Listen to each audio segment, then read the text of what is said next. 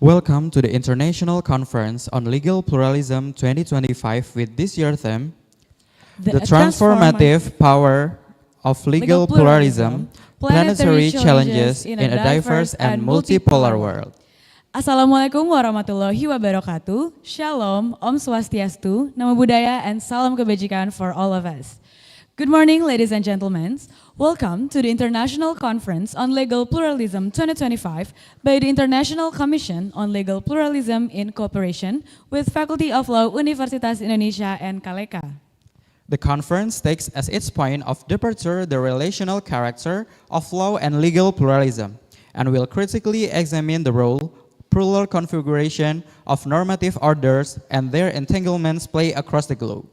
First of all, I want to introduce myself. My name is Nita, and I'm here with my partner. My name is Julio. We will be the master of ceremony for today's conference. On behalf of the organizing committee, we also would like to welcome Mr. Dr. Parulian Paidi Aritonang as the Dean of Faculty of Law Universitas Indonesia. Our Honorable President of the Commission on Legal Pluralism, Professor Janin Ubing. Mr. Bernadius Teni, SHMH, as the Executive Director of KALEKA. Professor Sulistiowati Irianto as the moderator for today's plenary session. And our speakers for today's conference, Professor Andri Gunawan Wibisana, Professor Todung Mulya Lubis, Mrs. Suraya Afif, PhD, and Mr. Usman Hamid, MPhil, and all of the participants of the International Conference on Legal Pluralism 2025 that attend today's conference. For this year's conference, the International Conference on Legal Pluralism 2025 brings the theme, The Transformative Power of Legal Pluralism, Planetary Challenges in a Diverse and Multipolar World. The conference aims both to broaden and deepen academic legal debates and to engage with practitioners and activists who have first-hand experience in dealing with legal plurality in practice. Before we open today's conference, we would like to invite you to rise and sing the Indonesian anthem, Indonesia Raya. Ladies and gentlemen, may we all please rise.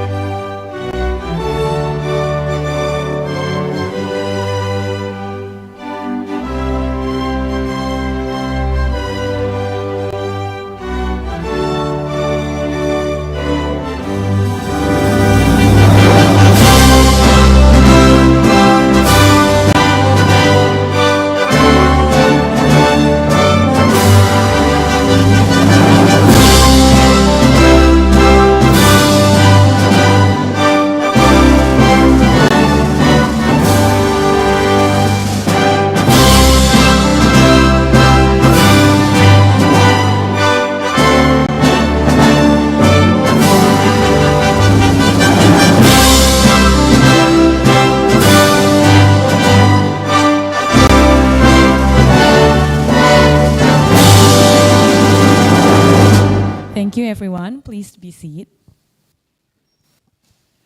Next, let us hear the welcoming speech from the Dean of Faculty of Law Universitas Indonesia, Mr. Dr. Parulian Paidi Aritonang.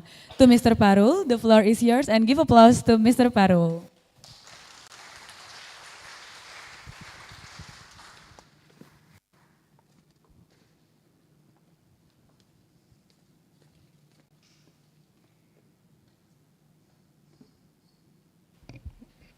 Thank you. Good morning, the respectful professors, academics, conference participants, and other guests from various countries and universities. It is a great honor to extend a warm welcome to this pivotal conference on legal pluralisms for the advancement of legal anthropology and interdisciplinary law studies.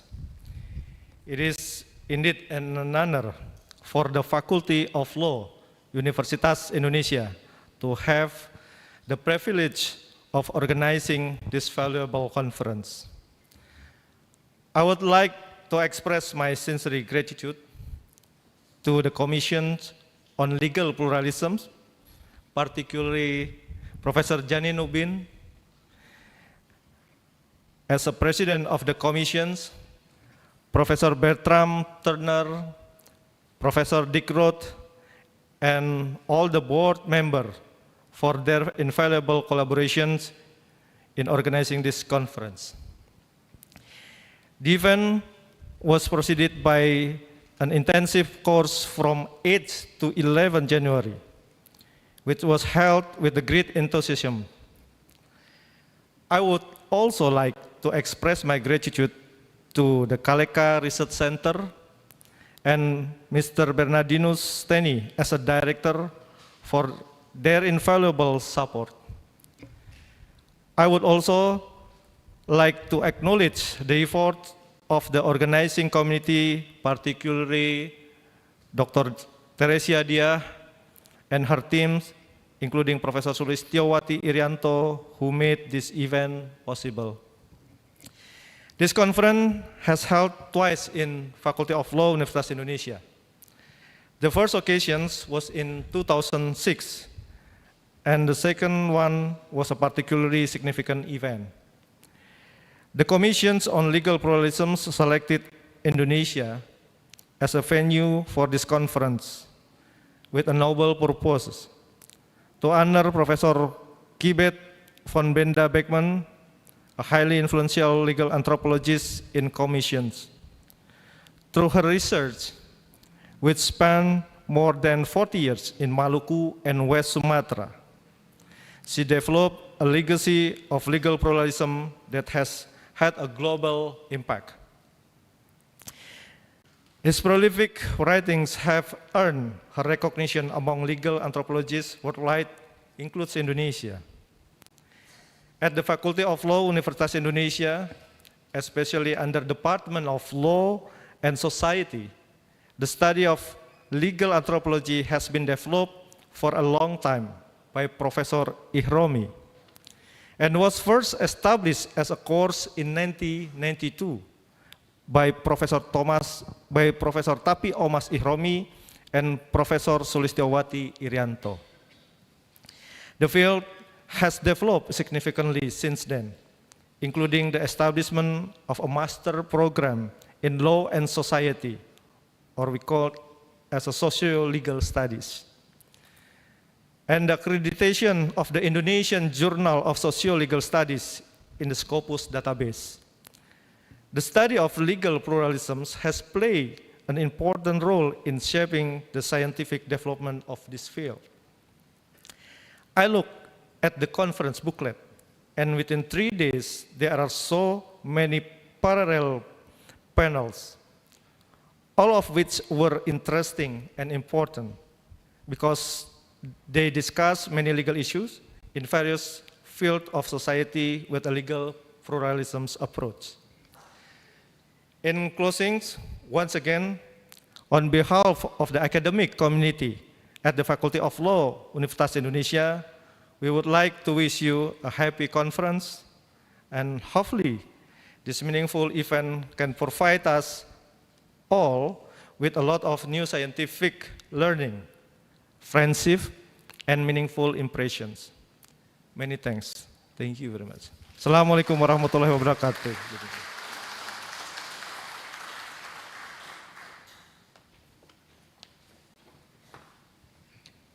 Thank you, Mr. Parul, for the insightful opening remarks. Now, let's move on to the next part of our agenda. It is our honor to welcome the President of Commission on Legal Pluralism, Professor Janin Ubing.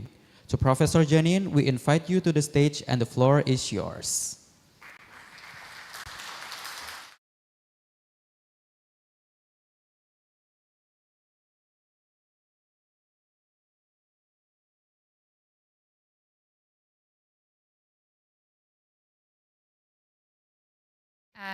Dean, Bapak Parulian, we have the Vice Dean here, Bapak Andri.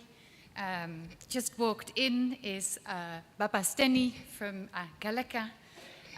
I'm also really think that our distinguished guests here are Professor Ibu Sulis and Dr. Dia here.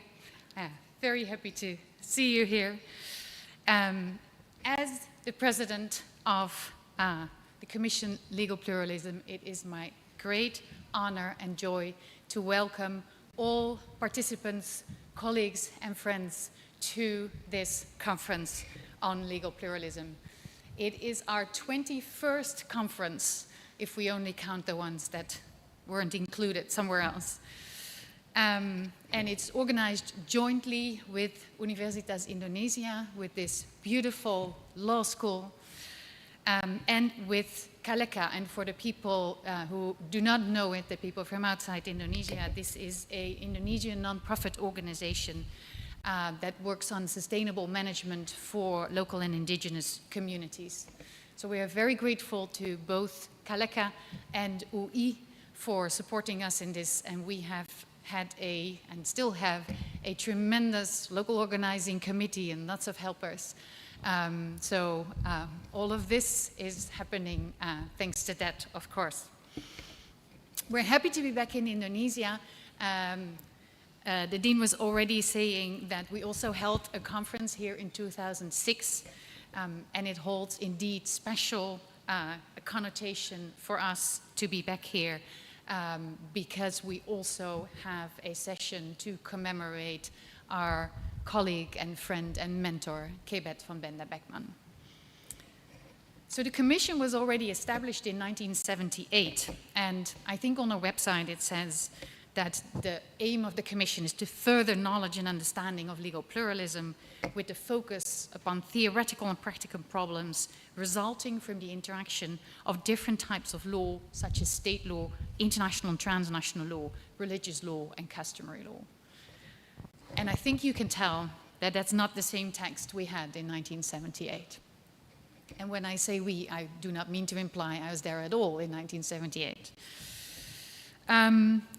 Of course, the term transnational law had not been coined yet, and there wasn't much reference yet to international law among legal pluralist scholars.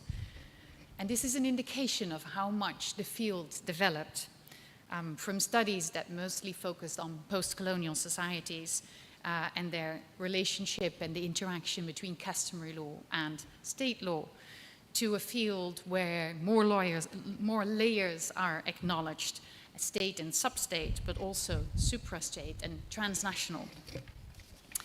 And a field where more forms of non-state normative orderings than customary law are actively studied, such as religious law, but also any other kind of social ordering in a social field. And a field where the realization has set in that virtually every society has legal pluralism. And we see studies of legal pluralism now including highly diverse fields. Think of the New York garment industry, farmers and cattle ranchers, religious courts, sumo wrestlers, stand-up comedians, and slum dwellers. I teach a whole course on legal pluralism in a Master on Law and Society. When I come out with these kind of examples, that's when the students start to see it's really everywhere. So we've come a long way. Also, when we think back to debates whether non-state normative orders could actually be called law, and whether the concept of legal pluralism was a comparative analytical one or a juristic one. And we've come to a broad general acceptance of the rejection of dualistic distinctions between state and non-state forms of ordering in favor of a more dialectic analysis of their interrelations. It's individual behavior and processes of interaction, of struggle and negotiations within and between various social fields that determine what the law effectively is and does for people at a particular time and a particular location. And terms such as semi-autonomous social fields, interlegality, vernacularization, hybridity have all been introduced to describe these interrelations. Nevertheless, it has taken until the end of the 20th century for a more general acceptance of the concept, particularly among the most resistant ones, the lawyers.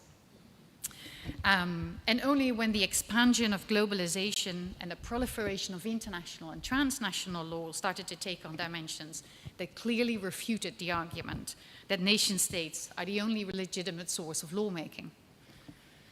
As a corollary, the opposition against the notion of legal pluralism within national legal systems and at subnational levels also dissolved. It's been a long time since we had our own conference. Last time was Ottawa in 2018. We'd been planning a next one in 2020 in Brisbane, and I know several of you had already put in panels for that when COVID happened and we had to cancel that. In 2022, we did meet with about 12 panels, but in the context of the Law and Society Association, because we were still too worried a year before that, when you have to start planning, that particularly for participants from the Global South, it would remain unclear whether they will be able to get their visa, and they need to start making arrangements early, make costs early, so we felt we couldn't do that. So we're very excited that we are here again with a standalone legal pluralism conference preceded by our course. We have an exciting program, I think. Well, if I don't think it, then you really shouldn't come. So we're very happy to see you all here. Welcome again on behalf of the executive body and the board of the Commission on Legal Pluralism. Thank you very much.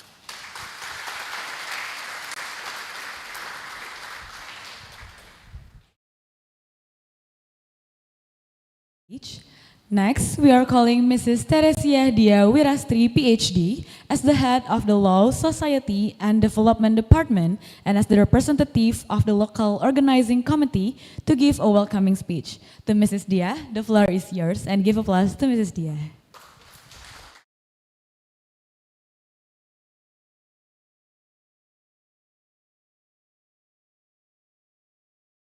Pagi, good morning everyone. Distinguished guests, the Dean of the Law Faculty Universitas Indonesia, Bapak Parulian, and the Vice Dean, Bapak Andri Gunawan Wibisana, the President of the Commission on Legal Pluralism, Ibu Shanin Ubeng, and Director of Kaleka, Bapak Bernardinus Teni, and all participants of the conference.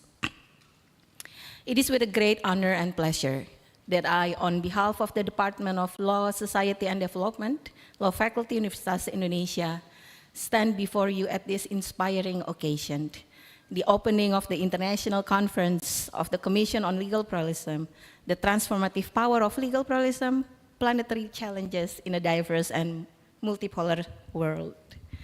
For Faculty of Law, Universitas Indonesia, it is the second time that we are given the honor to host the International Conference on behalf of the Commission on Legal Pluralism.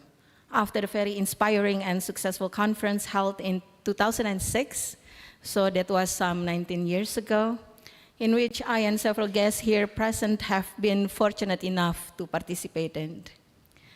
This year's conference, as previously mentioned by Ibu Shanin, is very special also because we're honoring the work of Ibu Kebet von Benda Beckman, whose theoretical and empirical contributions in Indonesia and elsewhere have been invaluable to the development of the concept of legal pluralism.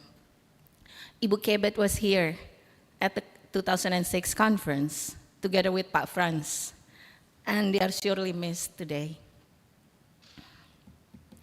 Indonesia and legal pluralism are inseparable. Indonesia is a very diverse country in which the state must accommodate norms derived from customs of hundreds of ethnic groups with different religions and belief systems, commitments relating to international law. In the face of such diversity, it is no easy task to maintain a rule and law, including predictability, consistency, and legal certainty within the legal system. Perhaps that is why some lawyers look with suspicion to legal anthropologists, who time and again point at how people and communities solve their legal issue in quite different ways and based on quite different norms than the mechanisms and laws developed within the legal system and taught at law faculties. By some people within the law faculties in Indonesia and abroad, legal pluralism is seen as an ideology that produces works that may undermine the pillars and even the legitimacy of the legal system. This, of course, is a misconception of the concept of legal pluralism.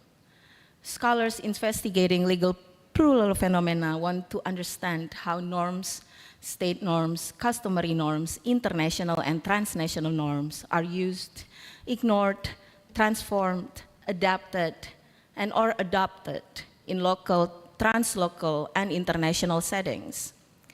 Thus, they produce knowledge that helps us understand how normative frameworks, legal practices, and dispute resolution mechanisms really work and interact in practice. This should be treated as valuable knowledge by lawyers who must design laws and policies, negotiate, mediate, make agreements, and litigate within diverse plural configurations of plural normative orders and their entanglements. The more they know and understand about the law, normativity, and politics involved in their case on all scales of their operation, the better they can do their job. Legal pluralism is relevant today, and this is reflected in the national and international interest. More than 100 participants coming from 25 countries, yes, 25, will participate in our 3-day conference. A diverse set of topics will be discussed by these scholars, varying from practices of marriage and divorce to innovative approaches to reconciling international norms with local legal realities. We are extremely grateful for the support we have obtained in organizing the conference. This event would not be possible without the support of the Faculty of Law, Commission on Legal Pluralism, our partner Kaleka, and the amazing local committee who have given their hearts in preparing this conference. Please give a heartfelt applause to all of them.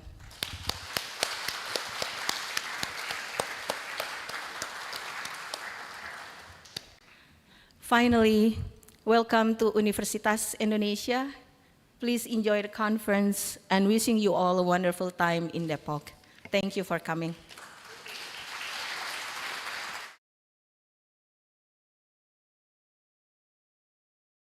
Mrs. Dia, for your warm speech.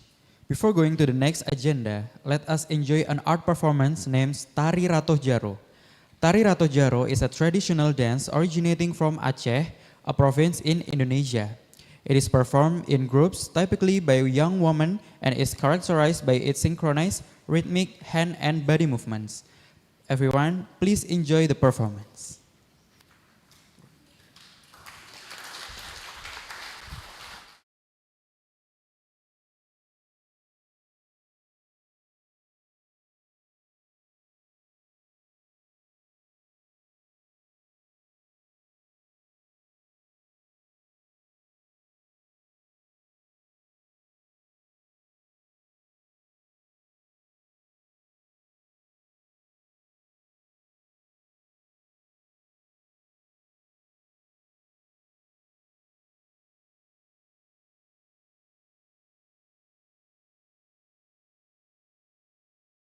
Jogado adat Bamlon hayat Asigra Allah ibu Nagono gaki Joro di mambra Joro di mambra Bogado adat Bigade Bamlon hayat Bahu Jogat masigra Allah ibu Jarolon gaki Timamplak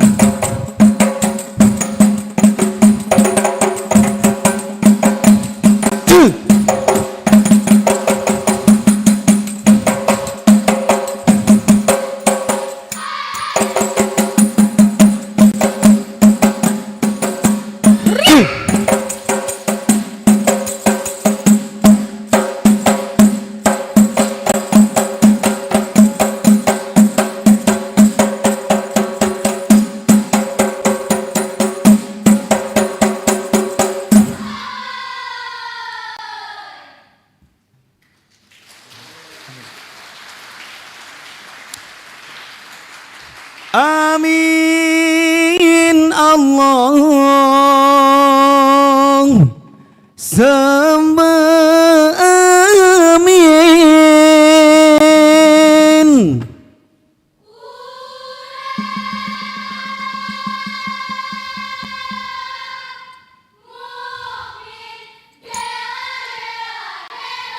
Allah berkat rahmat Allah yang beri negara Aceh Mamu sejahtera.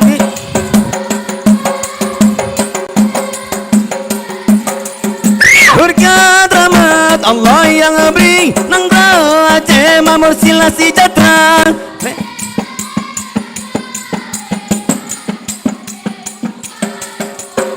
Dengan jangan aku ningan mise Mata combe tika mo salah Allah putih dengan jangan aku ningan mise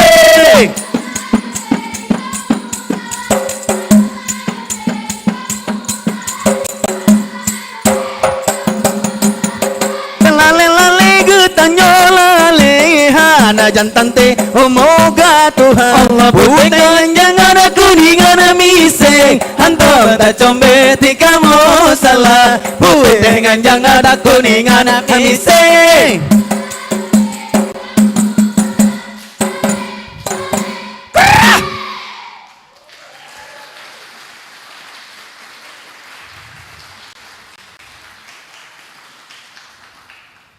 Hai ret karet menan ret karet menan si jamba mira kalah lamanok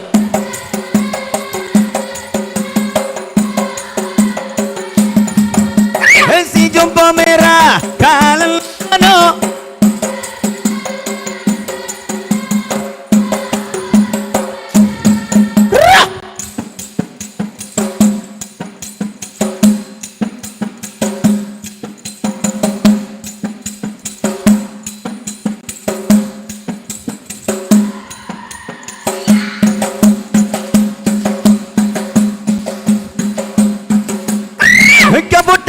Kapot angin laut menggelombang Kapot angin laut menggelombang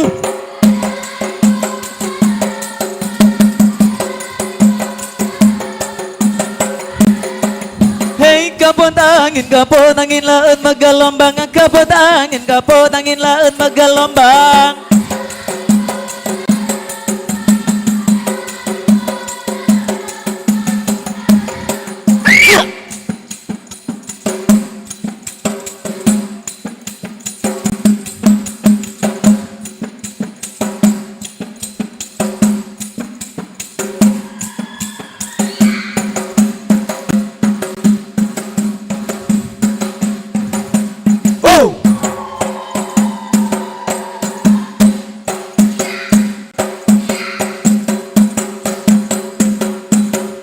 Tajarakan, herakan tajam menari Rato jaro tari budaya bangsa Ketrep jaro peda dangun rapai Kanan kiri hai menari satu negeri Tajarakan, herakan tajam menari Rato jaro tari budaya bangsa Ketrep jaro peda dangun rapai Kanan kiri menari satu negeri Rato jaro hala rato jaro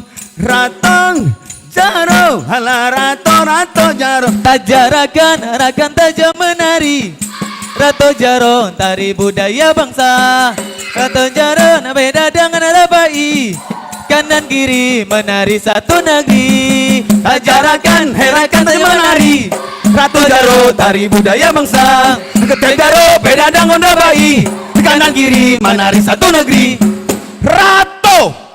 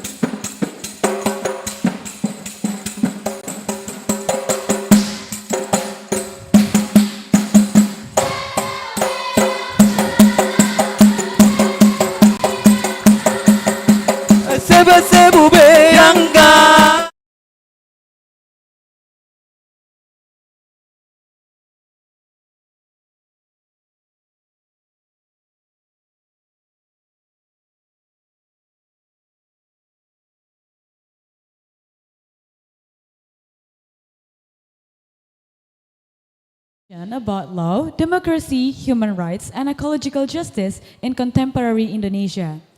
This session aims to shed light on actual legal, democratic, and environmental justice issues facing Indonesia today. The dynamic in Indonesia's government had a significant impact on public trust in the adherence of elites to the rule of law, leading to concerns about the decline of democracy and the exacerbation of social and ecological justice issues. Before we start the plenary session, we will do a documentation first with all of the speakers. So I would like to invite all of the speakers and participants to stand up from your seat because the documentation will be taken from the stage. To the documentation committee, you can go to the stage and take the documentation from the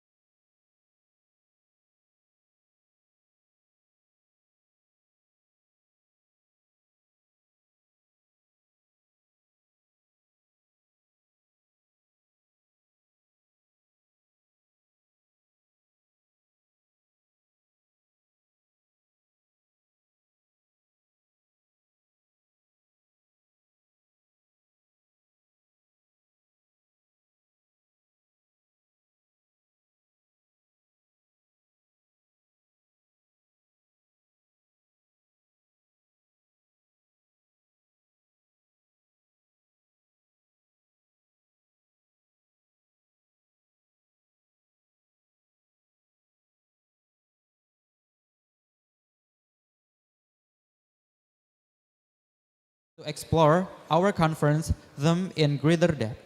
Ladies and gentlemen, please welcome our moderator from this seminar, Professor Sulistiowati Irianto.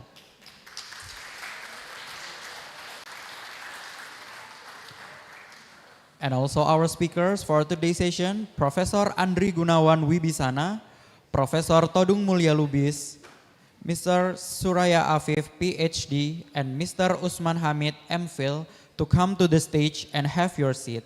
To Professor Sulis, the floor is yours.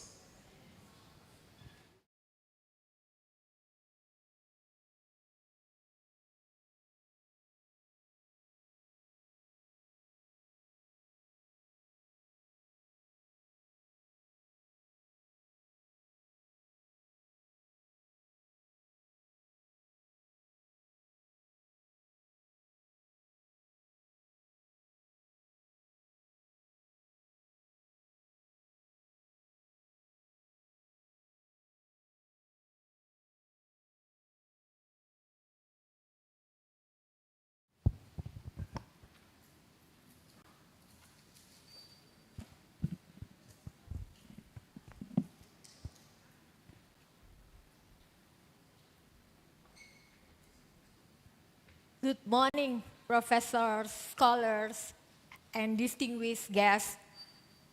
It's a great honor for us as a local committee to present the opening plenary sessions of this conference.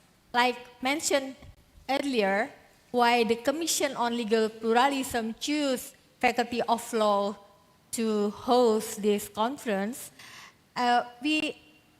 we are in a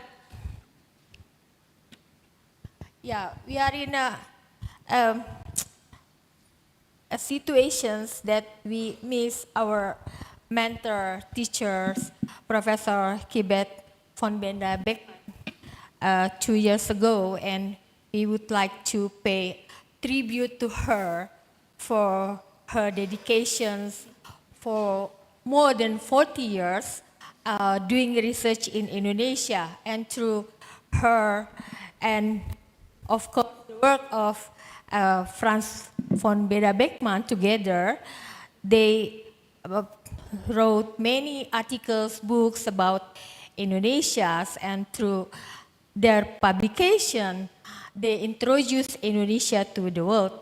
And this morning, we would like to start this conference with the opening plenary sessions on law, democracy, human rights, and ecological justice in contemporary Indonesia. It's a great honor to have Professor Todung Mulya Lubis. He is an outstanding lawyer and human rights activist. He will deliver his thought about the failure of the state to uphold democratic principle as a result of the abuse of authority through legislative acts, judicial decisions, and state institutions. And the second, morning, Bang Usman, we would like to have Usman Hamid, Executive Director of Amnesty International Indonesia and prominent human rights activist. He would like to share his knowledge and experience on the alienations of history and legal awareness and its implication for the directlessness of the state and the future of the nations. And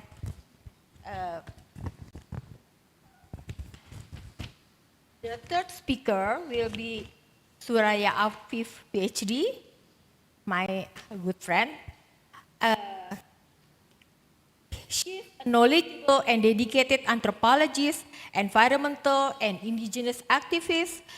She will provide her knowledge and experience on agrarian conflicts, extractive policies, and their implication for the absence of ecological justice, environmental damage, and biodiversity. And the last, we would like to have Professor Andri Gunawan Wibisono, a prominent professor in environmental law from Faculty of Law, University of Indonesia. He would like to analyze various legal policy issues that have resulted in the emergence of law violations, corruptions in the field of natural resources management and public losses. Professor Mulya Lubis, this is your floor.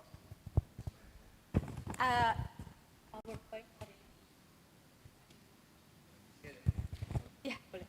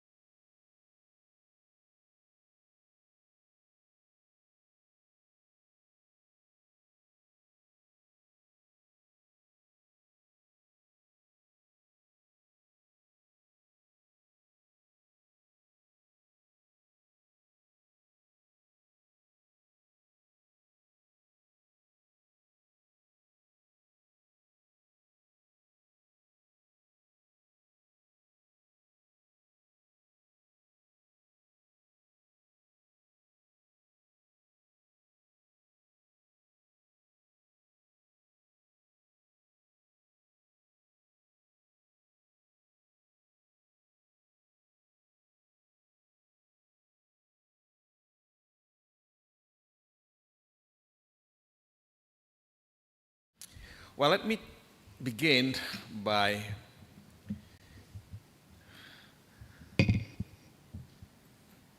explaining to you that Indonesia is not a failed state. There have been a lot of people also talking about the possibility of Indonesia being a failed state. But I don't think we are in a good condition. Yeah. We are not even a fragile state, so to speak. But the indicators, if we see, some of them, that would lead us to conclude that it is possible that Indonesia would become a fragile state. What is fragile state? Well, as you know, weak governance, is one of the issues when we talk about states, whether it is functioning well or not. Yeah. Then the limited capability or capacity of the states in securing the peace and security Yeah, you have maybe a lot of conflicts, instabilities, yeah, be it horizontal or vertical. Therefore, there's also weakening of legitimacy, yeah, where you have a lot of problems with your territory, you know, with disobedience and others. Some countries face that, like Somalia, Sudan, South Sudan, Syria, and with all the weakness, with all the problems we have in Indonesia, I don't think we consider Indonesia as a fragile state. But there are a lot of reasons, there are a lot of problems that make us ask ourselves, are we going to be a fragile state, you know? I come back to this later. Now, what is the current state of the nation? Well, I've been doing a lot of electoral reform in Indonesia. I started my work as a campaigner for free and fair election back in 1999. In fact, I was appointed as a deputy chairman, the deputy national chairman of Election Supervisory Committee. We did the first election in 1999, which has been considered as the most free and fair election. If you compare that with election under the new order, under Suharto times. We amended the constitutions and we opened more room for democracy. More political parties were set up, yeah, and direct election was held for the first time in 2004. And ever since, you know, we have improved our democratic governance in Indonesia. But lately, in the last 10 years, I'm sorry to say that, yeah, we have what we call democratic regression. They're very, very challenging, yeah. Indonesian democracy from stagnation to regression. That was the book published in Australia, yeah. Now, when talking about corruption, corruption is very systemic, endemic, and widespread. If you see Corruption Perception Index published by Transparency International, our latest score is 34. In ASEAN, we are one among the worst countries where corruption is systemic, endemic, and widespread. I'm not saying that there has not been, you know, any effort to fight corruption. There have been a lot of government program setting up anti-corruption agency and putting more ministers, parliamentarians, you know, businessmen to jail. But corruption is there, yeah, still very, very massive, very systemic.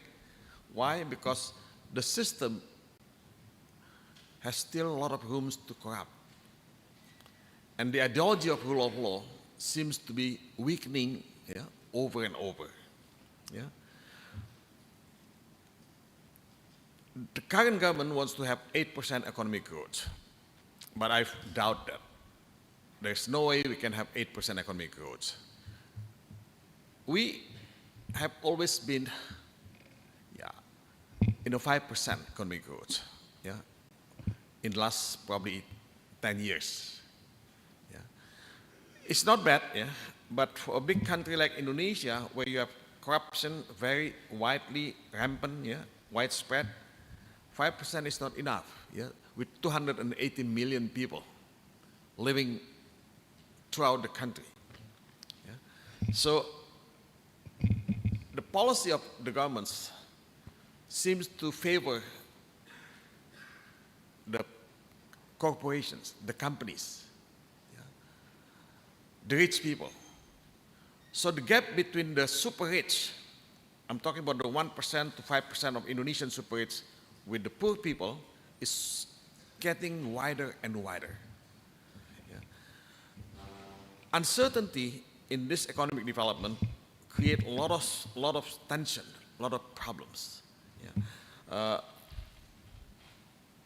when we talk about human rights, yeah, in this context, I'm not, hesitating to say that there is an erosion of human rights, principles. Yes, in our amendment of the Constitution, we amended the Constitution and we have adopted, all articles from United Nations Declaration of Human Rights.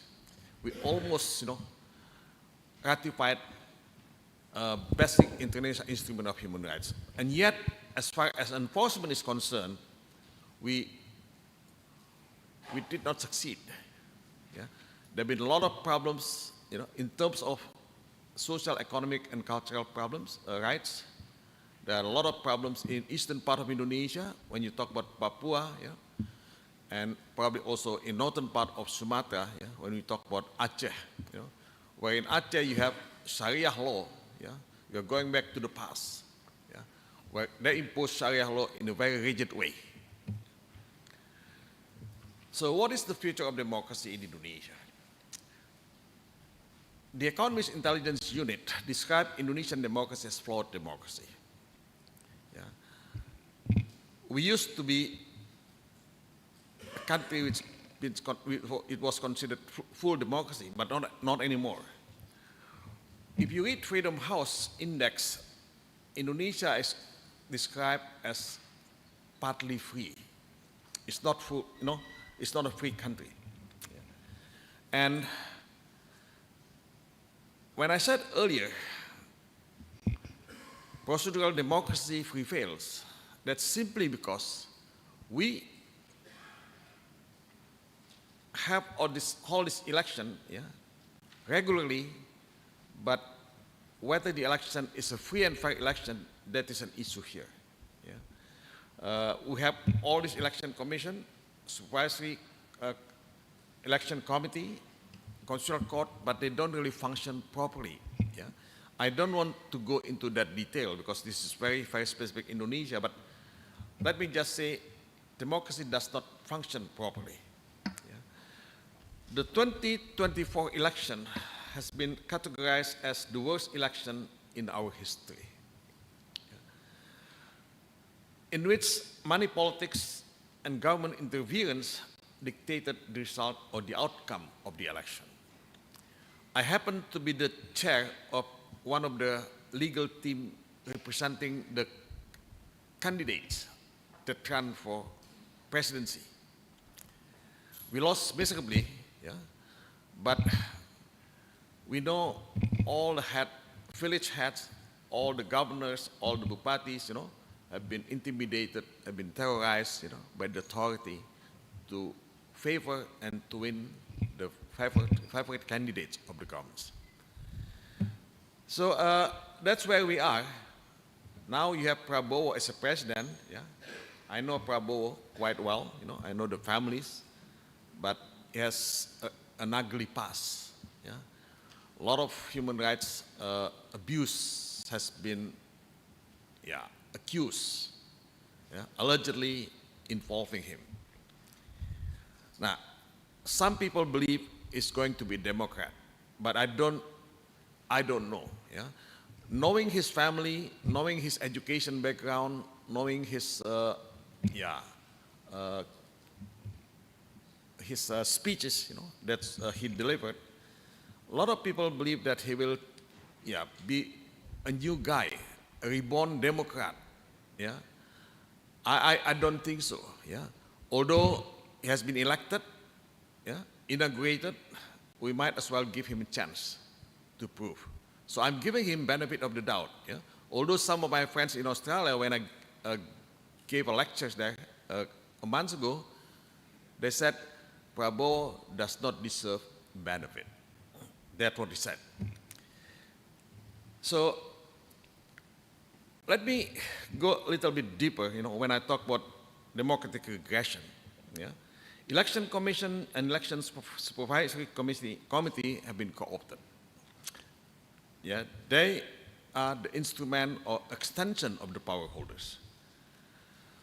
You have high degree of government intervention, be it civilians and the police.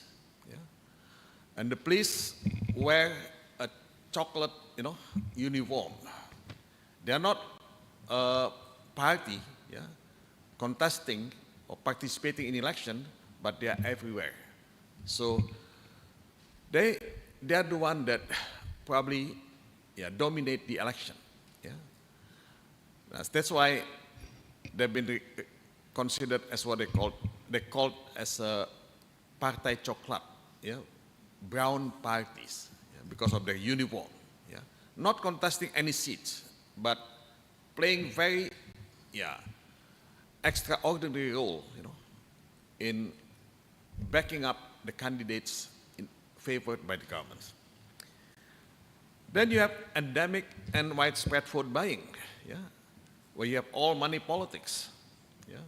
In Europe, you have what you call welfare benefits, yeah, legislated by the law, stipulated in the law. Here we have, the same welfare benefits, but it's not really regulated that well. Here, it is part of the charity of the governments, as if it is their charity, it is their kindness, to give all these benefits to the people. In my view, all these welfare benefits should be part of entitlement. It's not charity. As long as it is charity and not regulated, correctly in our law, that can be misused and abused, and that's what happened in our election.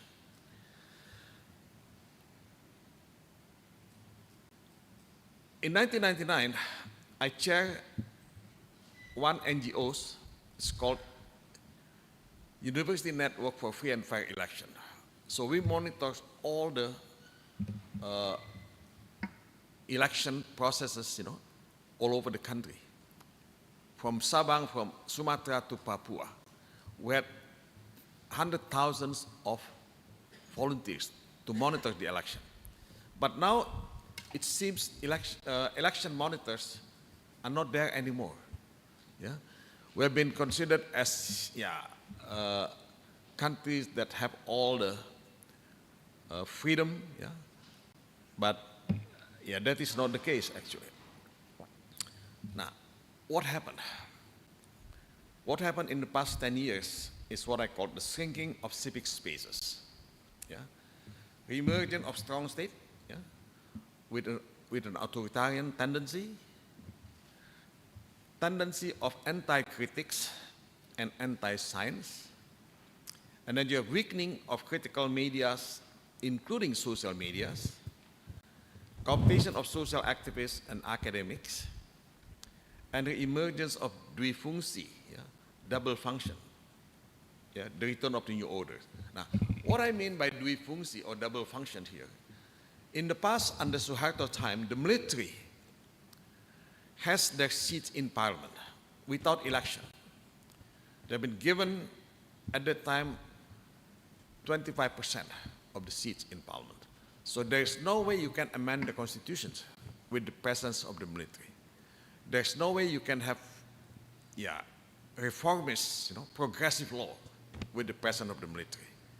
And the military, under that time, can hold civilian position.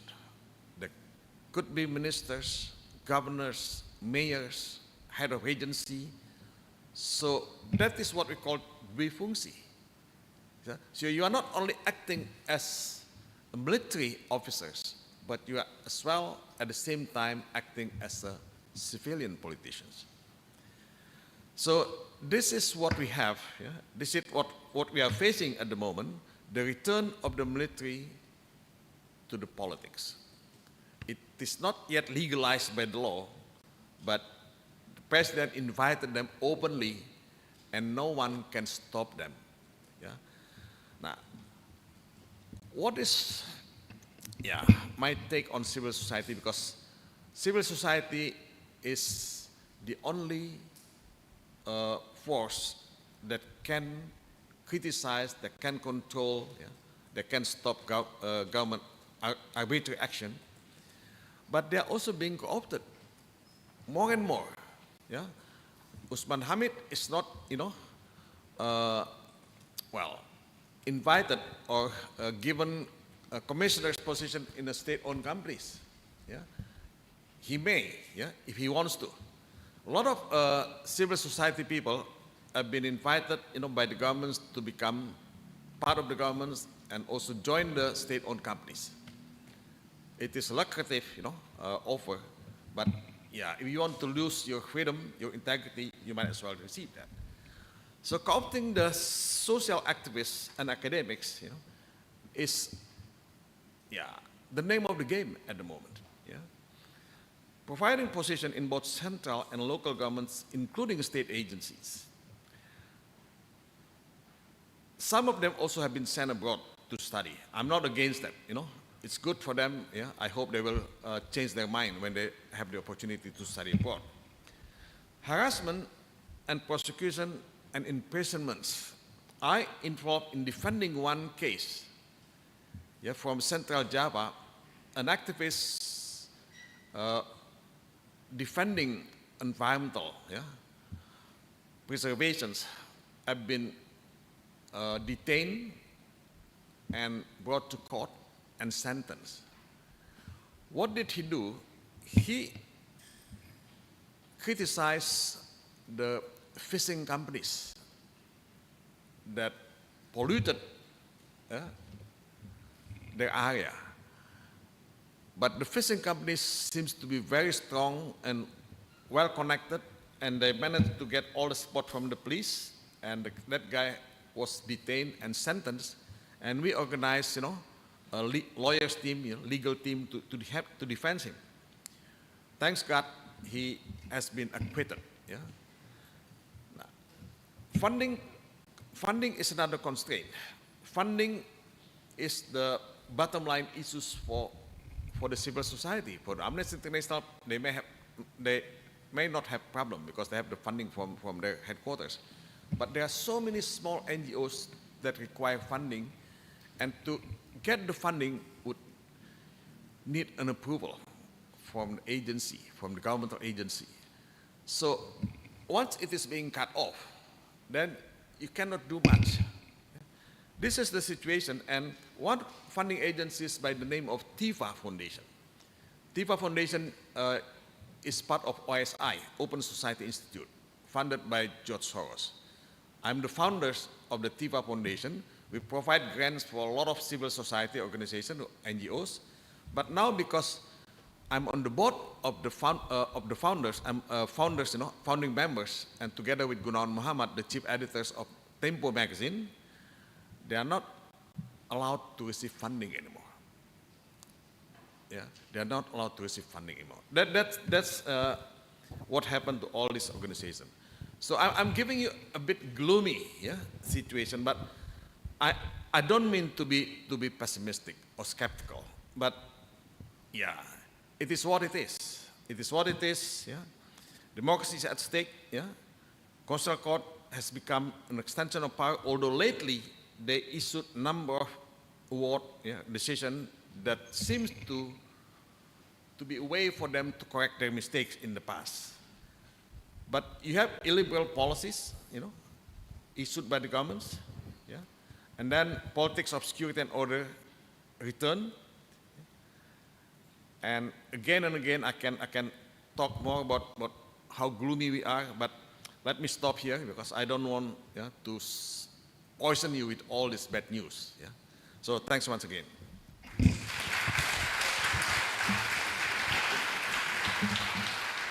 Thank you, Professor Mulya, for describing what Indonesians faced with in the last 2 years. It is when the elites misuse of power by using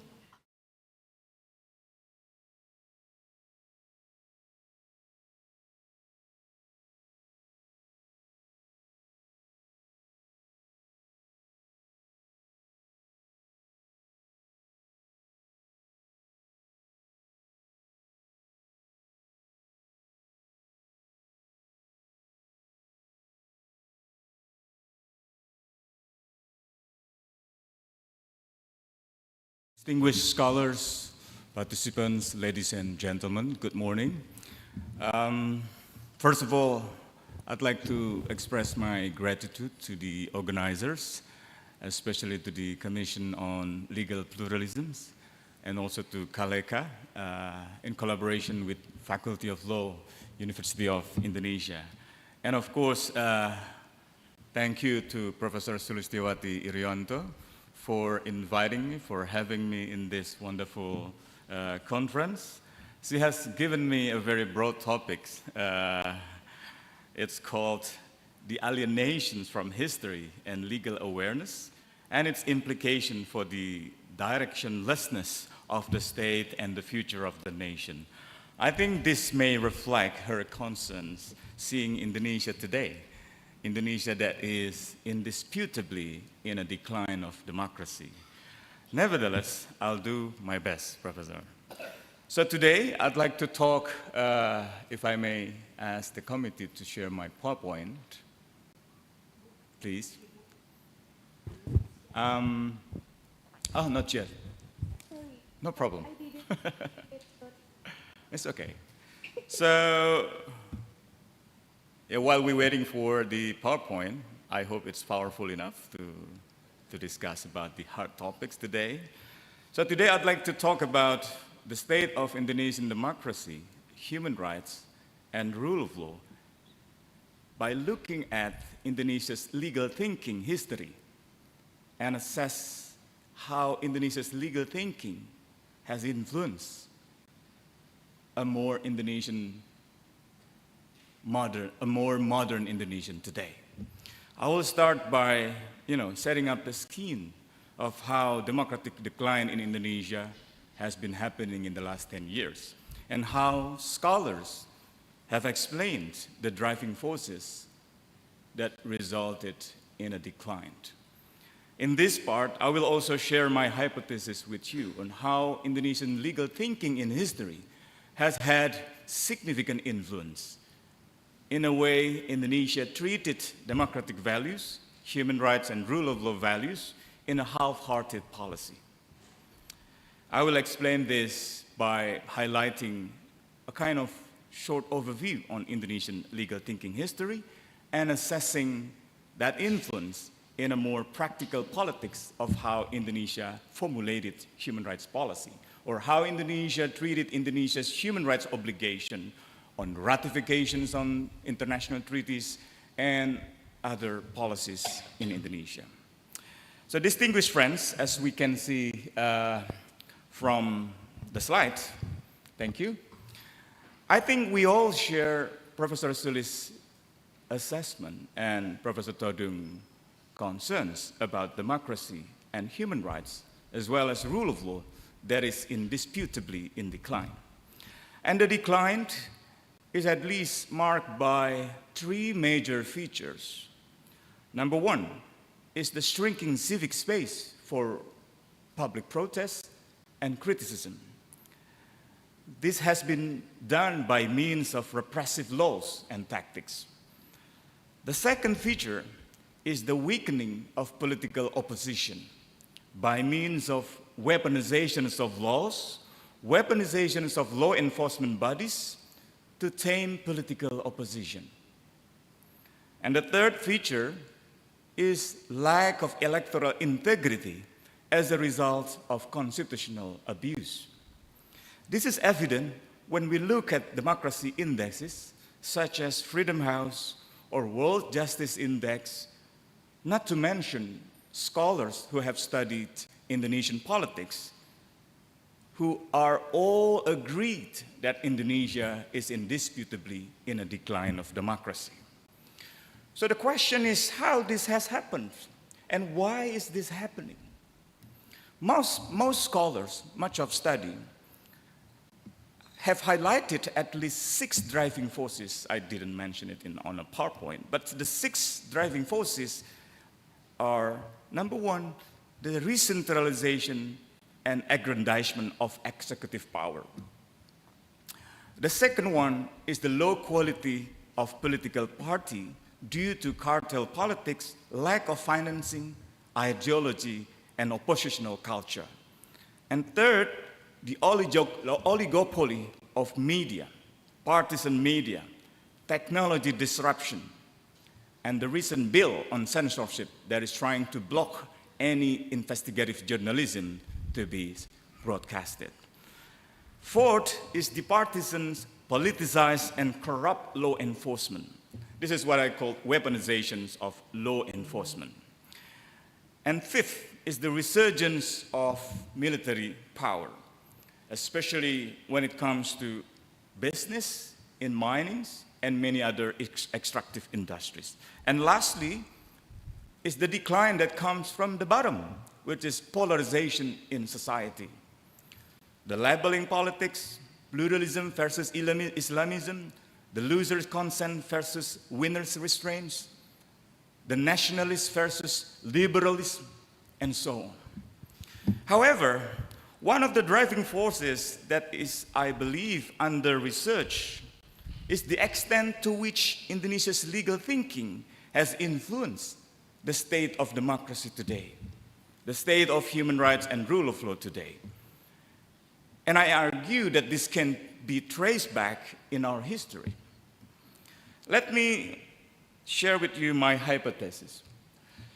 My hypothesis is that Indonesia's legal thinking that is inherited from a complex legal system of positivism and romanticisms in history remains to be a real challenge for the advancement of democracy, human rights, and rule of law.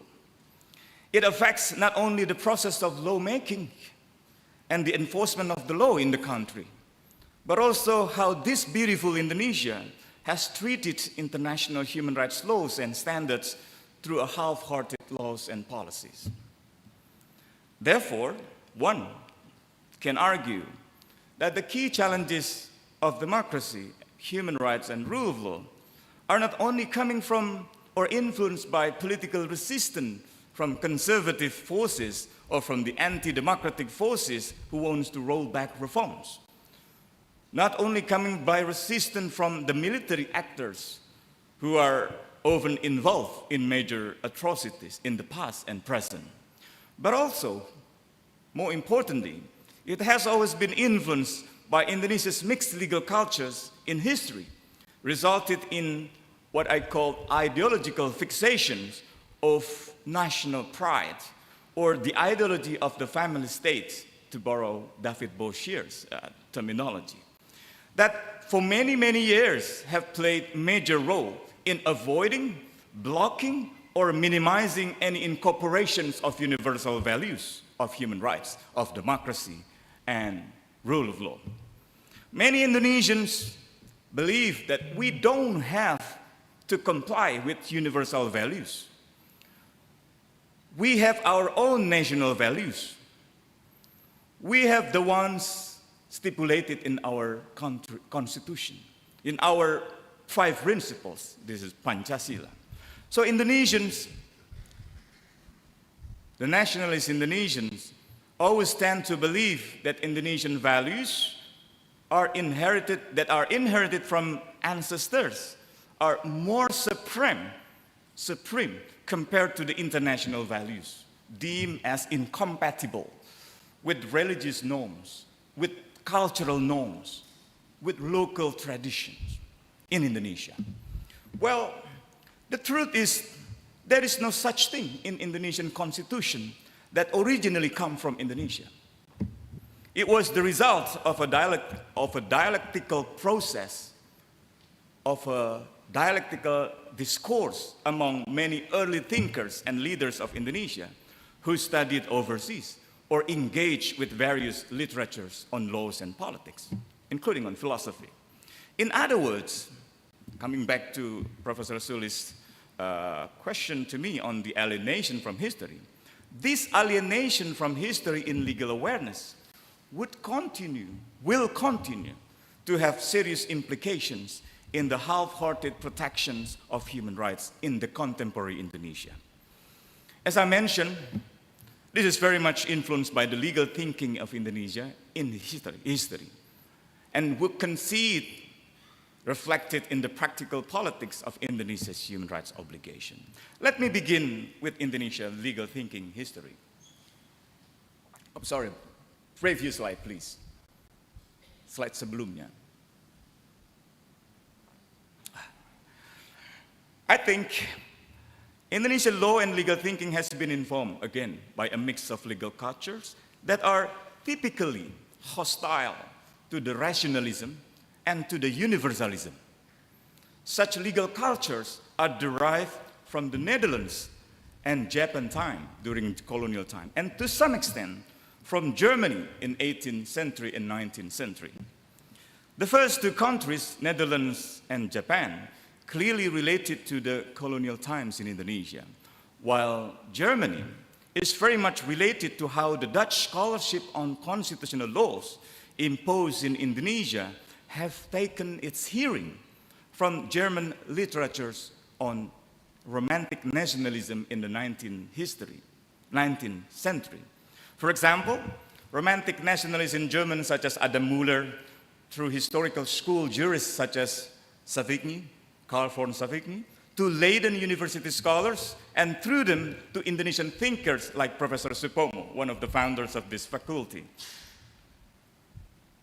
Those are the ones advocating for the nationalist thinking of Indonesia, of the country, of the organicist thinking of the state, of what they call the integralist states, the organic states. These ideas were strengthened by the Japanese occupation and justified by the local customs called Manunggaling Kaulo Gusti, the totality between the state and the society. And therefore, according to Professor Supomo, we don't need freedom. We don't need freedom of speech because the state will not hurt its society, will not hurt its people. The parents, the father will never ever hurt their children. I think in Indonesia, we can easily find this discourse among political elites. And when it comes to German, I think we can easily find many German terms and thinkers appear in Indonesian texts of laws. For example, we often use the terms called das Seins and das Sollen. These are very familiar with students in law faculty.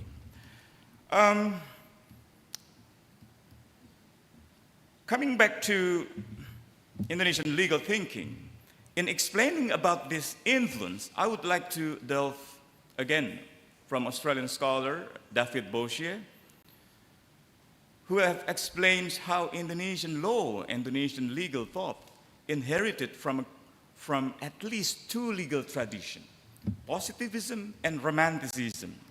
Positivism is used here to describe the tradition of legal philosophy that sees law as emanating from state authority rather than from God or from other sources. Once laws are made by legitimate authority, they must be obeyed by all, including those who made them. Meanwhile, romanticism describes the tradition which holds that law is legitimate only if it arises organically from the history, from the culture of particular civilizations. So if a convention against torture is not compatible with local norms, we won't comply into that.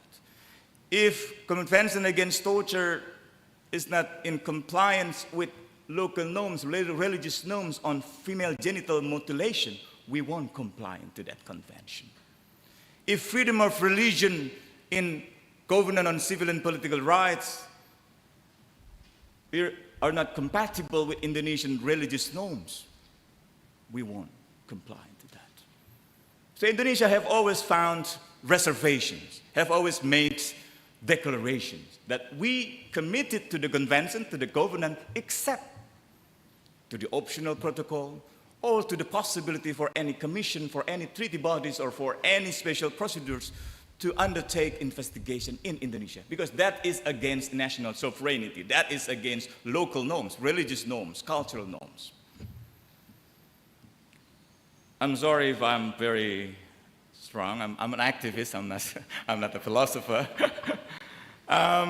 So, again, romanticism is typically hostile to universalism. The universalism of the Enlightenment, in which romantics emphasize the importance, always emphasize the importance of what they call the Volksgeist. Again, a German phrase, meaning the distinctive spirit of the nation, of a nation. However, While the former positivism remains to have influence, Romanticism has predominantly influenced Indonesian legal thinking, including lawmaking and law enforcement process. At the level of ideology, they supported the idea that Indonesia should look to its own cultural tradition as a source of pride, as a source of law. They tend to believe that the primacy of communalistic norms over individual rights. Sukarno, Indonesian founding father, is one of the good example of how he is against liberalism. He is against individual freedom. I could understand that he had been advocating for social justice, but individual freedom, political freedom, and social freedom, social justice, are indivisible. They both important for human civilization. So let me now turn into the second part. This is the convention. I have explained earlier some of the convention. So for at least the first 20 years after the fall of authoritarian regime, much of Indonesian study mostly portray Indonesia as the country embarking on a series of key reforms: better protection of human rights, law, and democratic values. Indeed, in response to the question of past atrocities under Suharto's authoritarian regime, Indonesia showed its commitment by ratifying almost all major human rights instruments, except Rome Statute of International Criminal Court, for example. Indonesia has ratified ICCPR, ICSCR, CAT, Convention Against Torture, CAT, Convention of Elimination of Racial Discrimination, as well as discrimination against women or rights of children. However, despite this ratification status, Indonesia's legal recognition on human rights remain inconsistent with the country's international human rights obligation. Using, again, the pretext of the so-called national cultures, norms, values, tradition, Indonesia has always looked for reservation. Indonesia has always looked for declaration to the above-mentioned treaties and continued to be reluctant to fully implement human rights in domestic context, including special procedure treaty bodies' recommendation.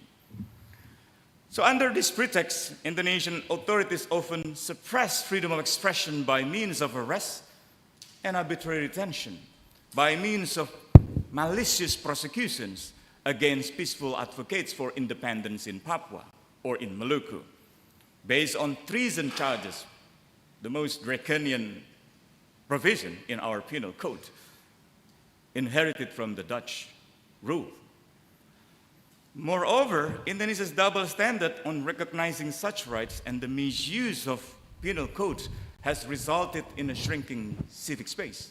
I won't discuss in detail because Professor Todung has explained it earlier.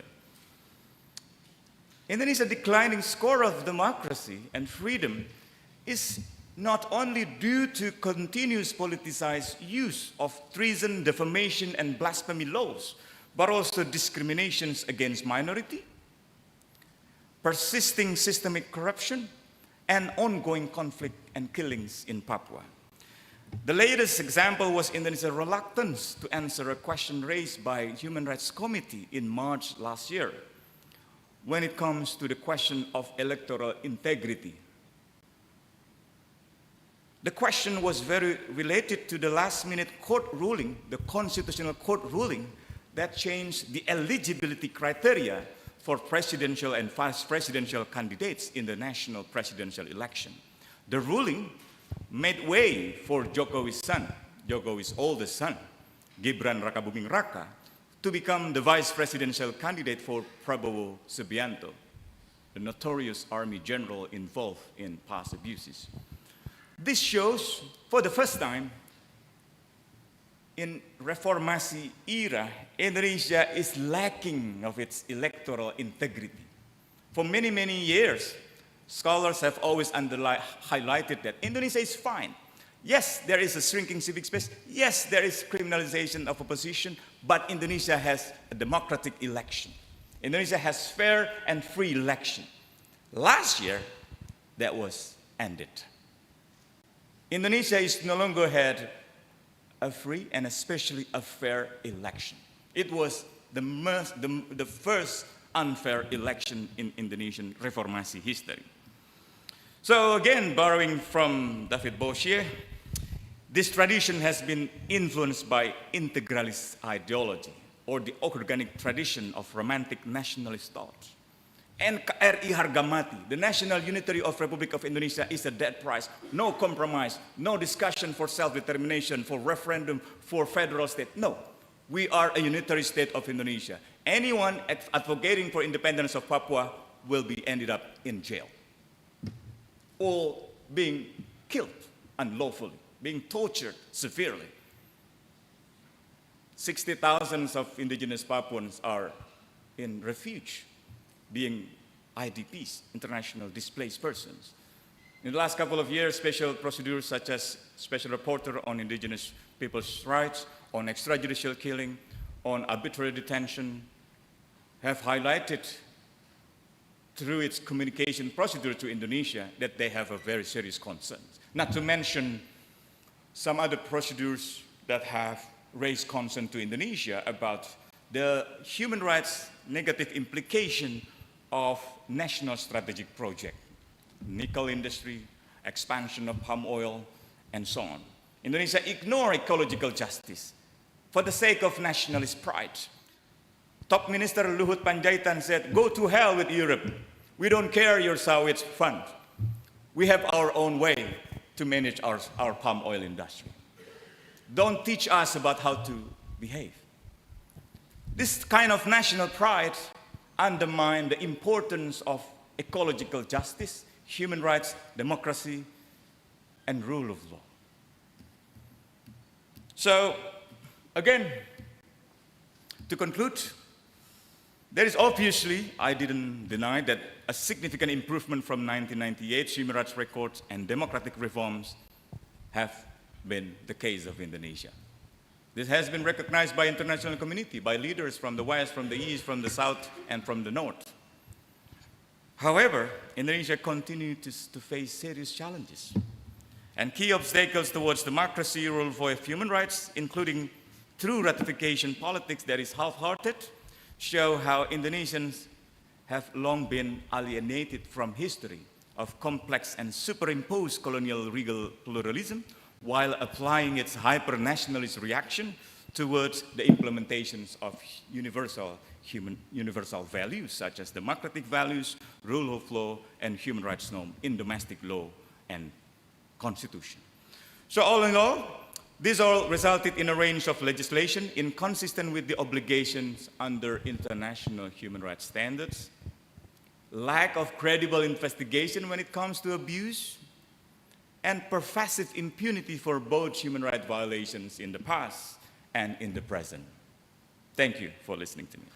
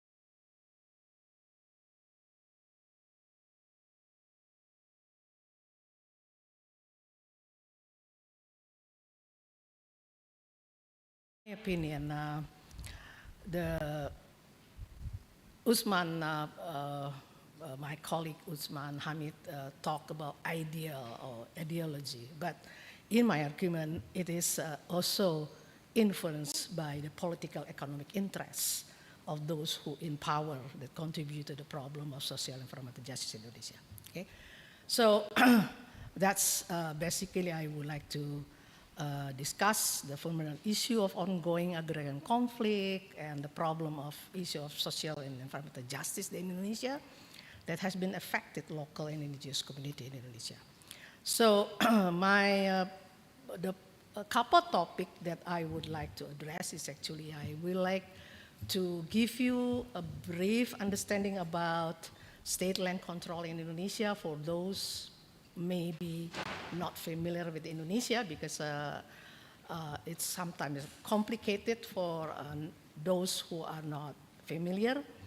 And then I would like to also talk about the Dutch legacy of domeinverklaring, which is important as a basis for state control of land in Indonesia.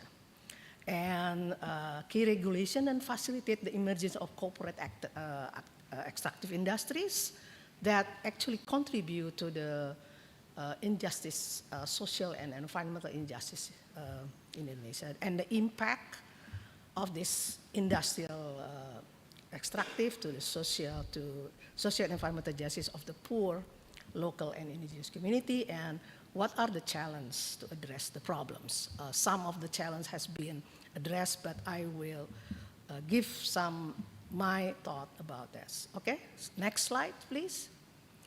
So the next slide, please. Okay. So in Indonesia, what is called the internal state territorialization process, which is basically after you decided the outside boundaries between countries, then the state, basically every state, modern state, looking at the internal classification, how you classify and dealing with the land, what is called the state territorialization process. Now in Indonesia, the states divided that land Indonesia into what we call political forests, and which is base of the state forest area and the non-state forest area, which is important because it's dealing with who obligate to deal with this issue. So the political forest is referred to land area that state has political claim as forests and legally governed, and territoriality classified the area as well as decided what ways that people can get a legal access to utilize the areas. Yeah? And this, in Indonesia, it's at the beginning 75% of our land as a state forest, but now about 63%, so huge. So any discussion about social and environmental justice has to deal with this huge area. Yeah? And this area is responsibility of the Ministry of Forestry now. In the past 10 years, it's a Ministry of Environment and Forestry. Yeah?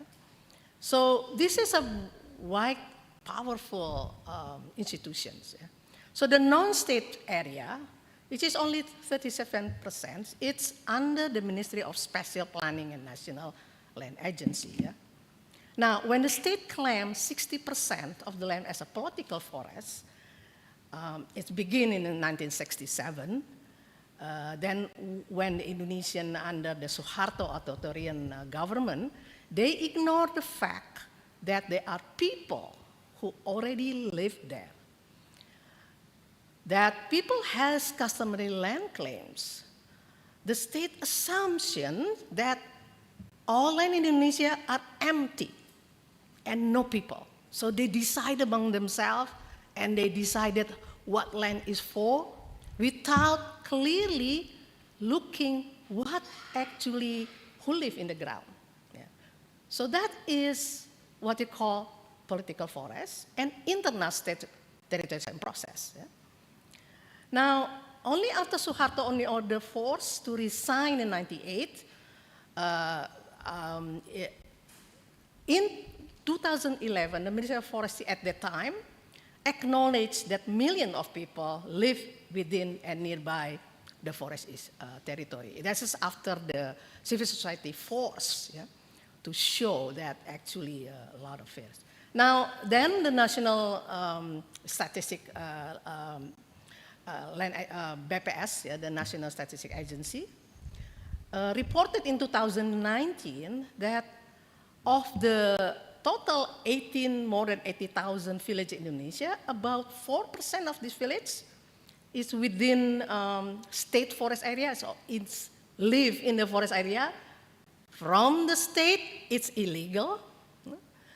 And 47% found nearby the forest territory, and they depend on the state resources, and again, they criminalized, they were sanctioned, they were sometimes put in the jail and things like that. Yeah? So many of these communities are poor, and their livelihood depend on the forest area. Now, despite the state finally acknowledged that the political forests are not empty land in 2011, but why the government continue to ignore this fact? Continue not addressing properly this land conflict and claims that are partly fundamental cause of long-standing issue of the agrarian conflict and injustice in Indonesia. Next slide, please. So, to give you next slide, please. Next slide, okay. So I was to show you what actually the political forest. So the state claim an area as a political forest, but in fact, if you look at the ground, there is no forest cover. Some of them are not have forest cover. Yeah, I don't know about the other country. So this is the problem. Yeah? So they look at the abstract, looking at the map, without put the village and looking at the ground, and this is what happened. So you can see why there's a lot of conflict. Yeah? Slide 4, next slide, please. So the Dutch colonial legacy contributed to this problem. In particular, domain verklaring principle that the Dutch apply since 1870 agrarian law basically say all land not held under proven ownership, which is you have the proof in the legal term is a certificate, yeah, shall be deemed the domain of the state. Now, this principle allow a European invest large-scale commercial plantation of commodities such as coffee, tea, rubber, sugar, and many, as long and the term of long lease issue and is called wasteland. Yeah? Based on the domain verklaring principle, the Dutch economy boomed, but the community customary land right was widely disregarded. Now, the interesting one, the next slide, please. The next, okay. When Indonesia became an independent state from the Dutch, domain verklaring principle was influenced the formation of state control in Indonesia. They said, well, in the past, the land is owned by the state government. Now, why we not continue? Because now the land owned by Indonesians. So they put it in the constitution that stipulate earth, water, natural resources contained within the territory are to be controlled by the state. Yeah? Now, majority Indonesia don't have a state legal certificate, yeah, in the beginning of independence. Now, so from state perspective, those community land is considered as state land because they don't have certificates. Yeah? Now, by indicating the land as a state land, the state can justify to legitimate the allocation land for corporation or other purpose, yeah, without sometimes or often consultations. Yeah? Next slide, please. Now, this is domain verklaring basically facilitate the emergence of capitalist agribusiness in Indonesia since the colonial time, continue until today. Yeah? So you see the constitution, domain verklaring is a constitution, and then in the 1960 National Agrarian Law adopt the colonial added all land owned by the states, basically, because a lot of people don't have a certificate. In 1967, during the Suharto era, New Order policy then allow foreign investment, and then where the foreign investment goes to the state forest land. They give logging at the beginning and continue until today, plantation and mining. Yeah? All land classified as state forest area, ignoring the fact the indigenous community land rights claim that has been existed even before the political forest exists. This is emphasis the fact that that state assume that the land is empty from people land rights claim. Yeah? Next slide, please.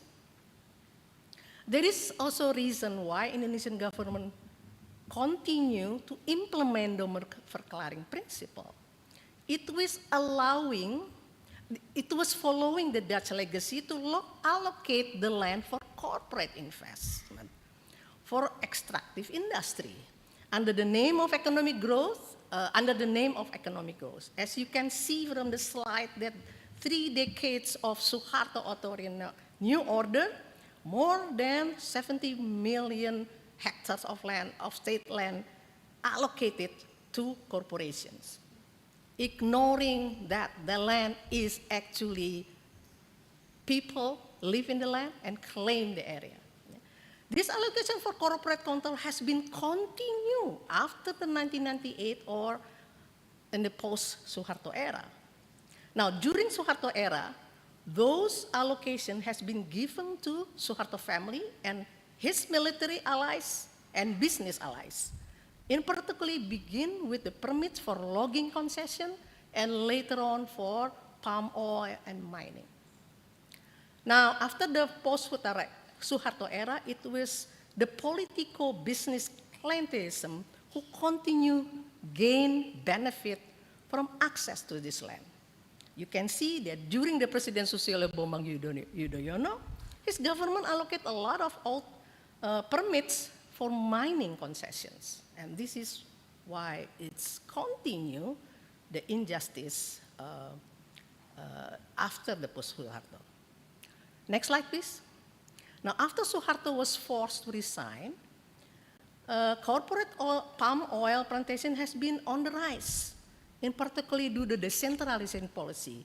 So, why the decentralization policy? Because shifting to the local government, and the local government at that time was given the rights to give permits, and they give to corporation, to their family, to their business allies, and ignoring again the indigenous and local community who live in that area. Yeah? Those in fact contradict the assumption shifting power from previous centralized state during Suharto to the local government would always be better for environment and to protect local indigenous community rights. No, that's contradict with the assumption at the time. Yeah? So the post-Suharto era was not provide a better recognition for local indigenous community rights. And then according to the World Resources Study, Indonesia wealthy and politically connected company can secure palm oil concession in 3-5 years by exploiting loopholes, skipping steps, getting permits. Sometimes corporations establish their plantation area by violating the government rule. They can continue to develop the industry and manipulate the tax without get sanctions.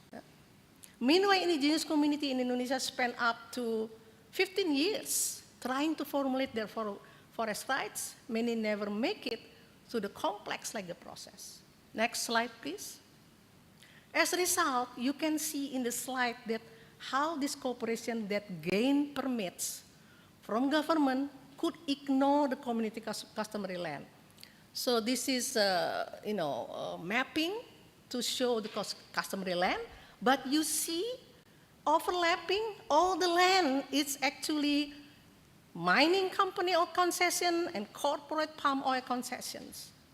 So during the Suharto era, the state deployed military to ensure that the local community could not protest of the corporations, that corporation can clear land for the forest concession at the beginning, and then later that forest clear to export palm oil, monoculture crops. During Suharto era, local community could not organize a protest because the state will accuse them as a communist sympathizer. This refers to the 1960, when the Indonesian Communist Party was ardent supporter of the national policy of distributive land reform. When the military accused the PKI, the Communist Party, launching a coup, then the General Suharto take over the power and the PKI, the party is banned. Now, the exact number of deaths during the Indonesian mass killing, it's actually remain a subject of intense debate, and some estimate range between hundreds of thousands to over 1 million. Until now, this is still a problem of human rights issues. Next slide, please. Now, the effect of conversion of people agroforest to the forest that, basically diverse and provide a lot of nutrition to the monoculture corporation have been devastating effect to the people. They lost diverse food security and nutrition. They also could not get that land back because the permit for corporation is 35 years and can be extended to 25 years. Yeah. Now, they become a landless group as a result of this process. Yeah. Next slide, please. Mining also caused devastating impact. At this village in East Kalimantan, you can see how they could not continue cultivate their rice paddy because the water crisis as a result of mining extraction. And this is a lot of happening in outside Java, yeah? In Kalimantan, in Sumatra, and others. Yeah? Next slide, please. Now, since 2019, nickel mining extraction has been significantly increased in Indonesia, and Halmahera Island is one of the sites of this nickel mining concession. This is another example. These nickel concession operations are located in the indigenous Tobelo or Ohana Manyawa homeland. Can you see? At one time, they tried to defend their area from corporate mining encroachment, but they failed because they are a small number against this, nickel mining, which are protected by the military and the police. At one time, they tried to defend, but of course, they cannot continue. As their forest area for their livelihood are shrinking, caused by mining operations, indigenous Tobelo were forced to beg for food in order to survive. This is happening today. That's current what happened today. Next slide, please. Yeah. Nickel mining also has caused water pollution and also destroy people crops cultivations. In all of these mining corporations, concession sites, number of poverty are increased. This is proved by a lot of studies. Yeah. So the Indonesian state glorify that mining and downstreaming give the state the growth, economic growth, but actually the cost it's experienced by the people. Next slide, please. Previous Indonesian president, which is Joko Widodo, or we in Indonesia usually call him Jokowi, had been greedy in favor of infrastructure development such as toll roads, airport, dam, harbor, and the investment of downstream mining sources, such as this is such nickel. Yeah. The national strategic policy is intended to accelerate project licensing process, eliminate obligation for conduct diligent environmental impact assessment, which the president considered as the obstacle for quick project implementations. NSP, or National Strategic Project, also has been implemented as a fast land acquisition process from local and indigenous people, often using violence means. As a result, the NSP has been one of the reasons why widespread agrarian conflict has been increased significantly. A study of ideas has found out that local and indigenous community who has been directly affected by the national strategic project become poor. This is proved by the study. Next slide, please. Sorry, Mbak, would you make it shorter? Yes.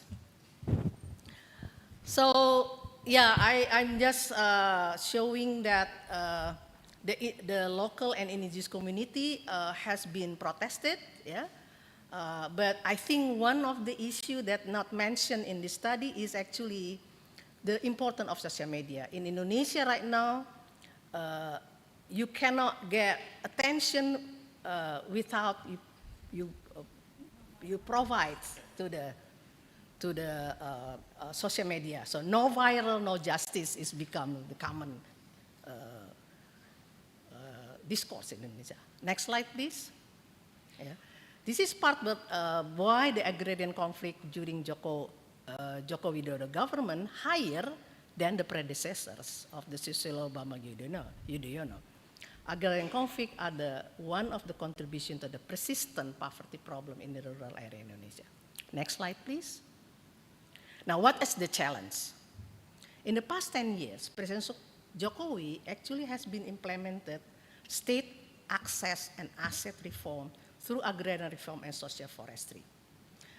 For the first time, community customary forests can get government recognitions. However, the implementation of this policy has been slow and difficult. From 2014 to 2024, for example, recognition of community customary forests only around 1.3 million hectares. So, although that policy has been supported by civil society, but the implementation has been a lot of problem. Next slide, please. One of the problem is that no one authorities that coordinate land conflict resolution process. In 1999, actually, civil society organization promote the government to establish the National Commission to resolve agrarian conflict under the National Commission on Human Rights. But the government has no interest to establish such institution. So as you see, it's so many authorities involved and no effective coordinations. Next slide. The last slide. The other important issue that hamper the resolution of agrarian conflict and provide social environmental justice to the poor is actually the fact that many actors in the government, such as government ministry or parliament member, have a business background. Many of them own, got profit, or invest in extractive industries such as corporate palm oil and mining industries. Yeah. For example, this is the recent election.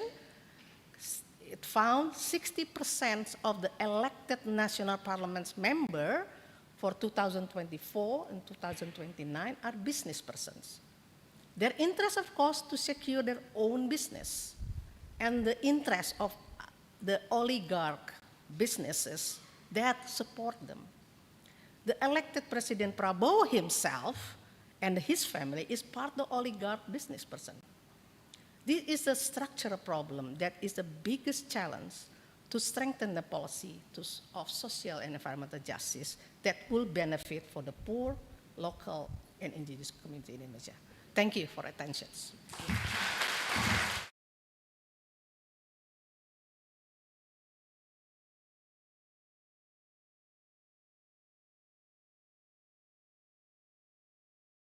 Finally, we have Professor Andre Wibisono. Please, the floor is yours.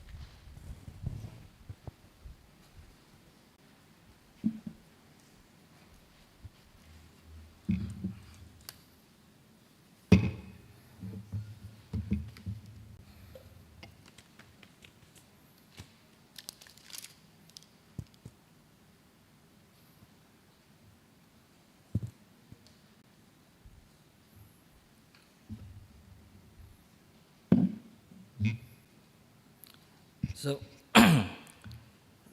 good morning, everyone, colleagues, distinguished guests, professors. My presentation will be about the damage valuation for environmental damage in Indonesia. So, if you follow the news in Indonesia, recently we have, and this damage valuation becomes a hot topic in Indonesia, especially in relation to the corruption case of teen corruption case that involves the state loss of 300 trillion rupiah. So it's huge corruption case. And the experts calculating these numbers are now being reported to the police, accused of making fake testimony or other forms of criminalization. Of course, from the environmental law perspective, this could be considered as the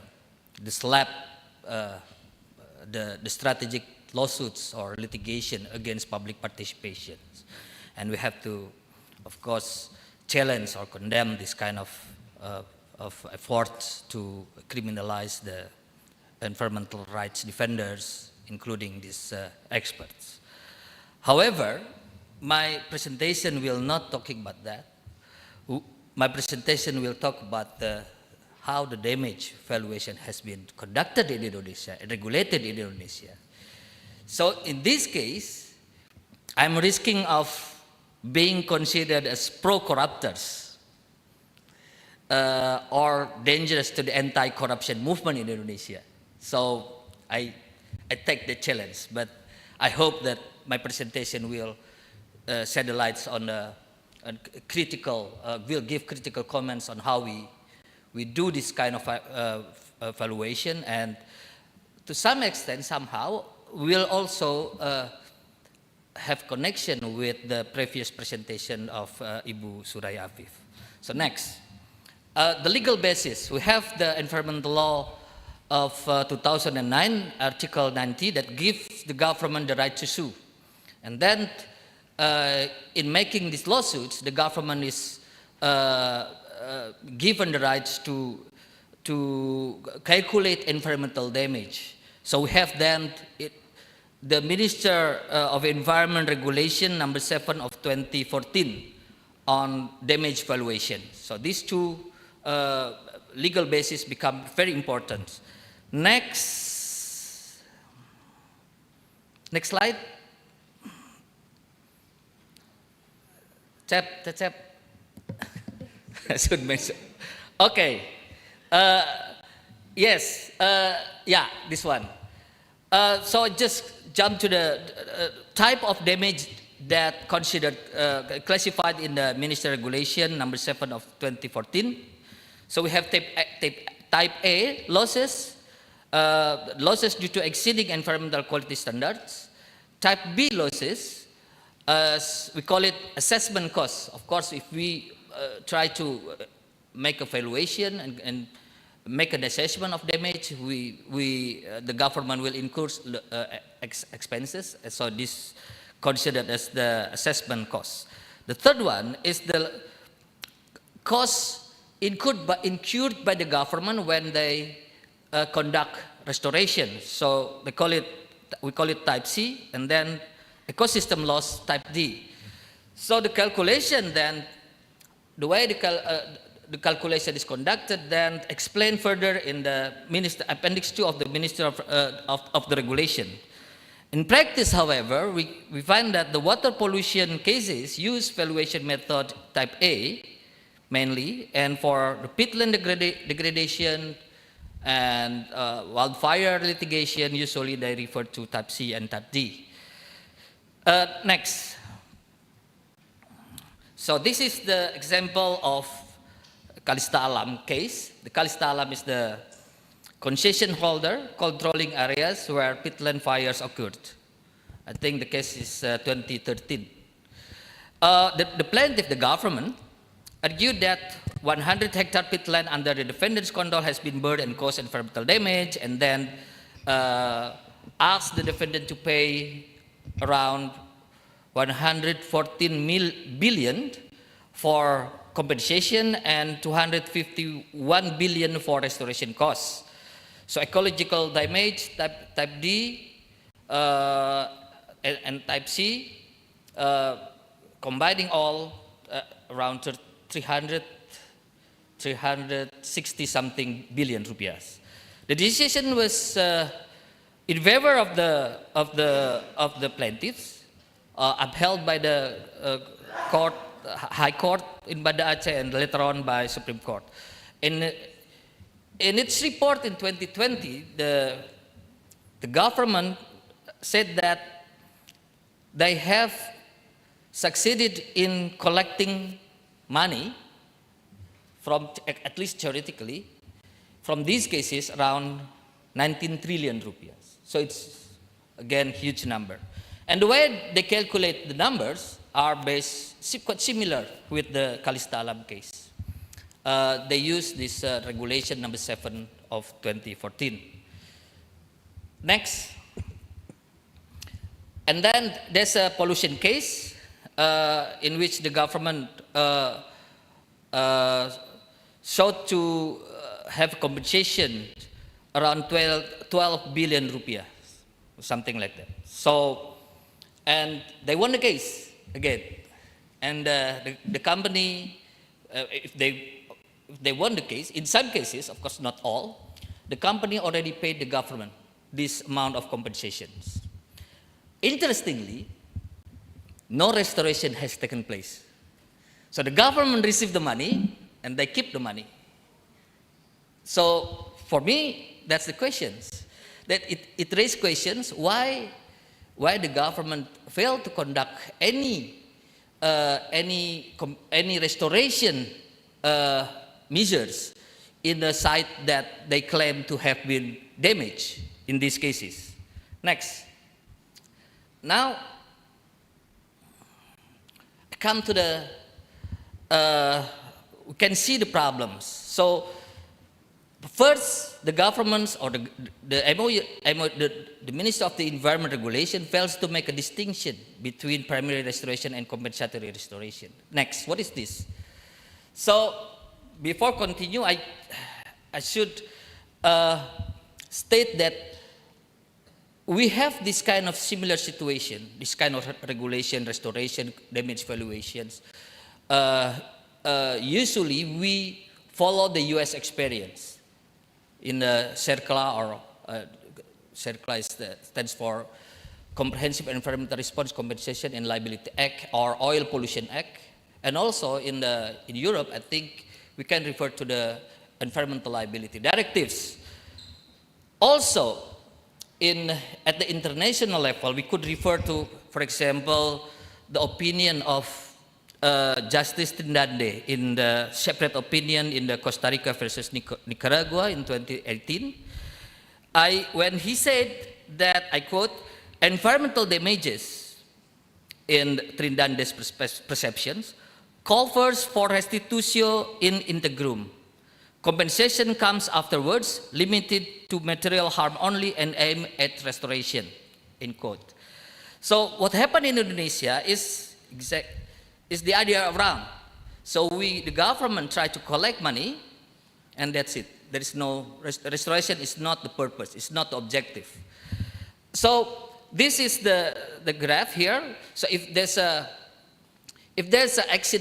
accident happens, the resource from the green will drop to you see the red line, the red line. And primary restoration is aimed to make the services come back, return to the green line again. But of course, from the moment the accident occurs until the resources have been restored, there is a period of time, and this also considered as losses. We call it interim losses, and these interim losses should also be compensated. And so we have two types of restoration. First is the primary restoration, aimed at returning the resources to the baseline, to the green line.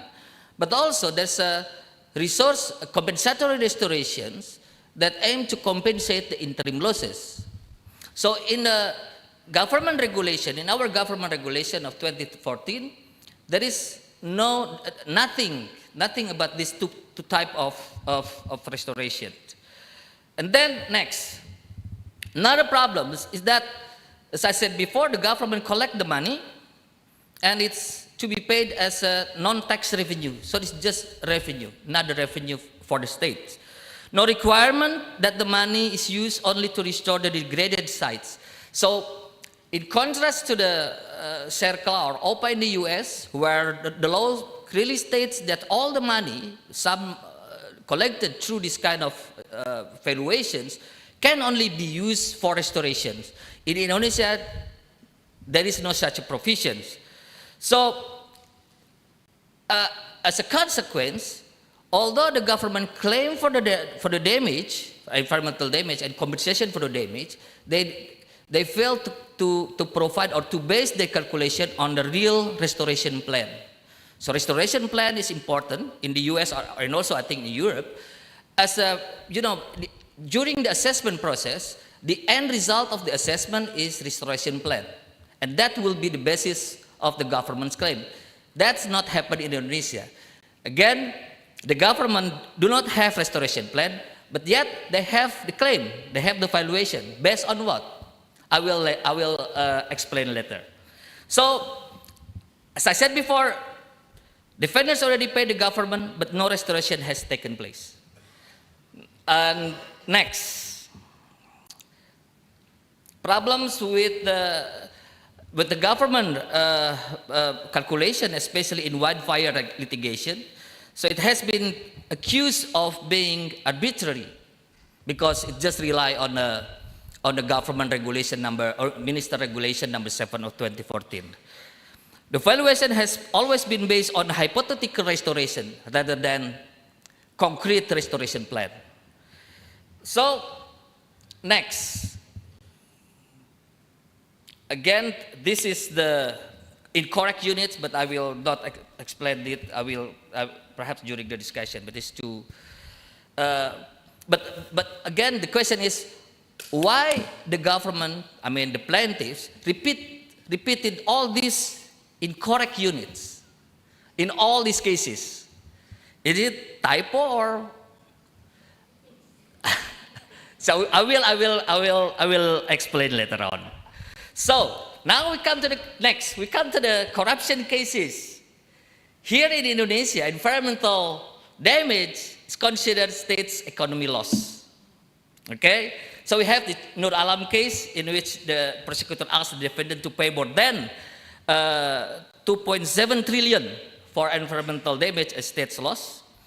This claim is rejected by the court. Again, in Surya Darmadi case was in total 78 trillion corruption case, but 76 of them is from environmental damage, a state's loss, a state's economy loss, also rejected by the court. Now we have this 300 trillion corruption case. 271 trillion of them is from environmental damage calculation. So, I do not have the Surya Darmadi way in how they calculate, but I do have this in Nur Alam. Next. So, next.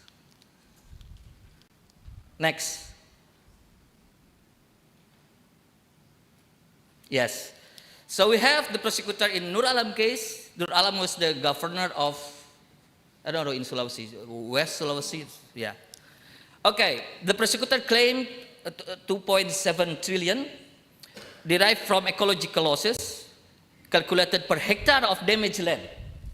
Calculated based on per hectare of damaged land. You have Cost to restore water regulation function, 40 million rupiah. Water management cost, 22.8 million rupiah. And so on. Carbon release, 22 million rupiah per hectare. And also economic losses and environmental restoration costs almost identical to ecological losses, and then number 1, number 2, number 3 plus, and then combine, and then we'll have 2.7 trillion rupiahs. Okay? So this number, and then the question is, how these experts calculate this number? Apparently, the expert stated in his testimony that he used the calculation based on the regulation number 7 of 2014.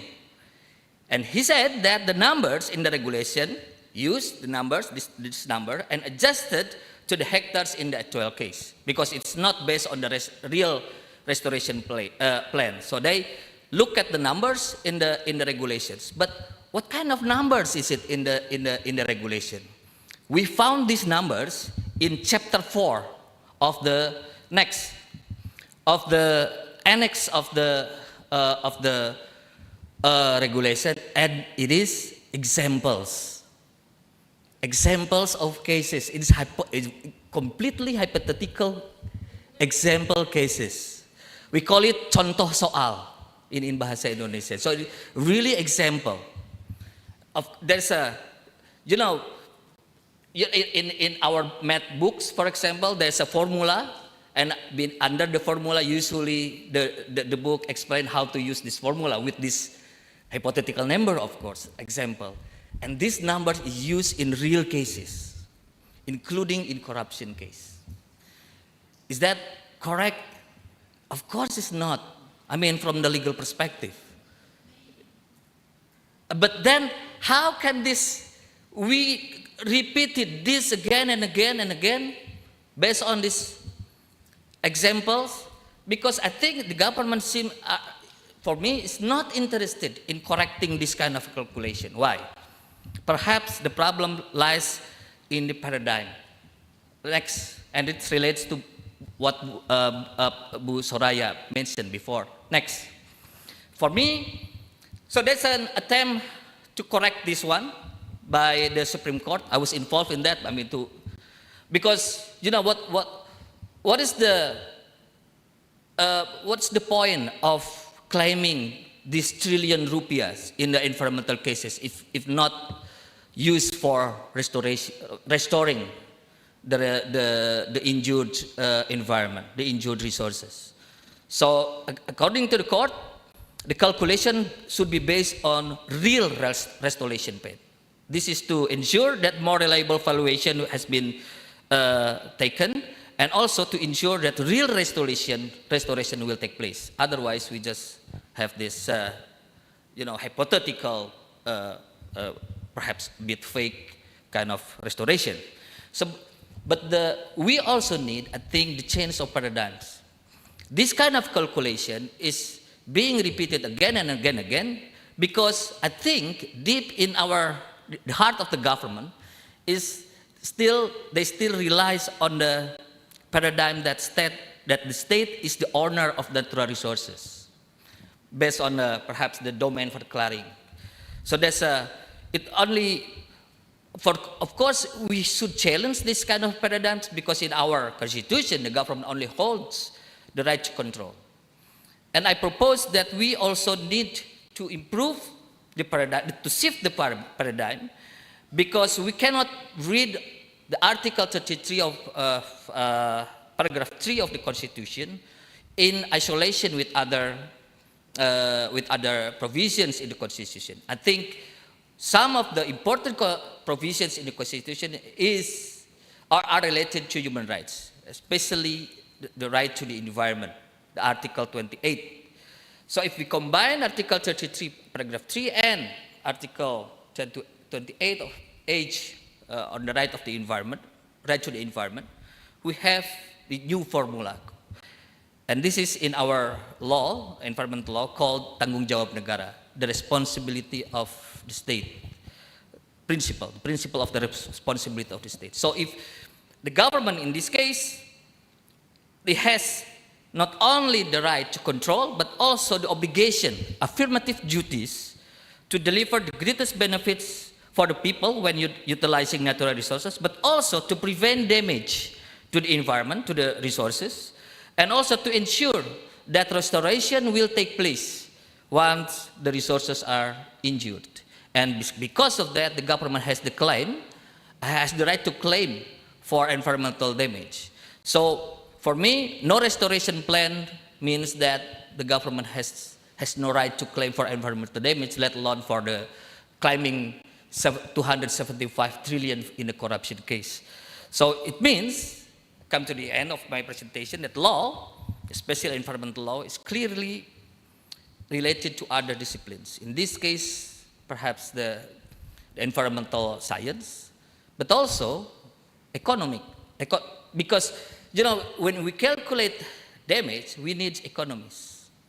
And unfortunately, in all the cases, calculating environmental damage, economies are missing. There is no economies involved in the calculation. So that's why? Because we don't need the economists, we don't need the expert. We just follow the number and use the number in the regulation and put it in the real case. So what matters is the hectares, the number of hectares that are involved. So of course we have to stop this, and we have to really change not only the law, but not only the regulation, but also our paradigm for this. And that's the end of my presentation. Thank you very much.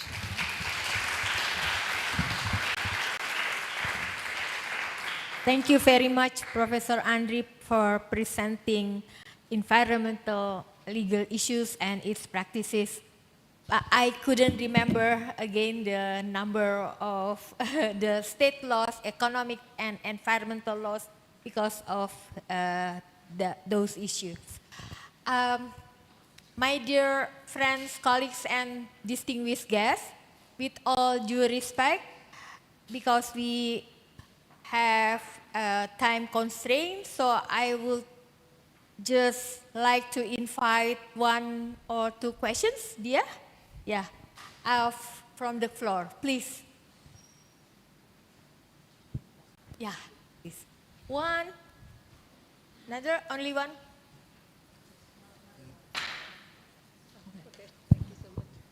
Oh, okay. Wahida, okay. Please make it short, Yes. and the answer also short. So, Yeah. good morning, everybody. My name is Reetta Toivonen from Finland. I first want to really thank you for the crash course in Indonesian politics and human rights situation, because it's not new to me. I was listening with care and thinking that, would you say a few words about your ways as academics and activists? How can you participate in the kind of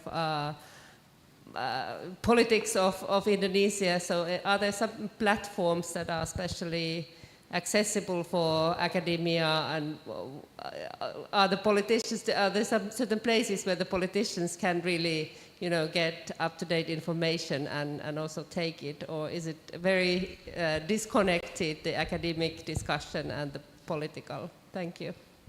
Thank you. Please, Wahida. Thank you. My name is Wahida Amin. I'm from South Africa. My question, well, first, before, I also want to thank the panelists for what I thought was an especially honest assessment of the state of affairs in Indonesia, and I learned quite a lot. So thank you very much for your forthrightness.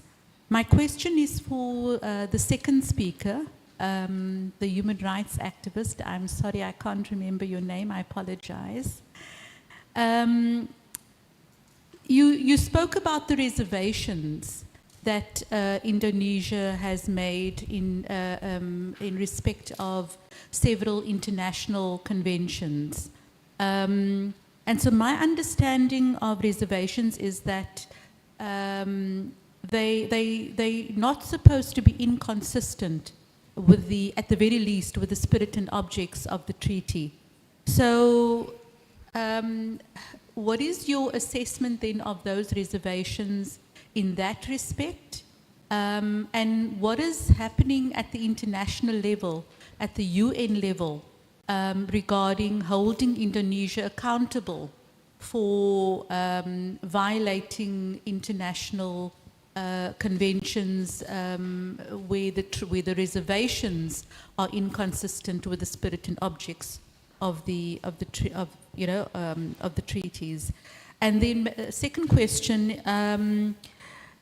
Is there a possibility of Indonesia moving towards becoming a secular state, where there's more or less equal protection of freedom of religion and the rights of other groups like women and children?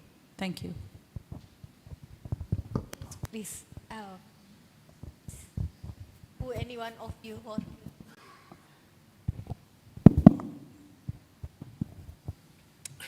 Well, let me respond to the first question.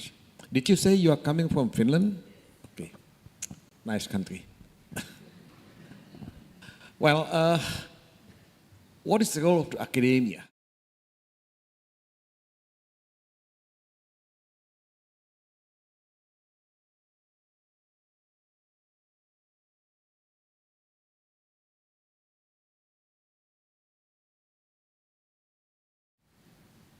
We need to strengthen the values of rule of law, the values of democracies, peace and all these things, plurality.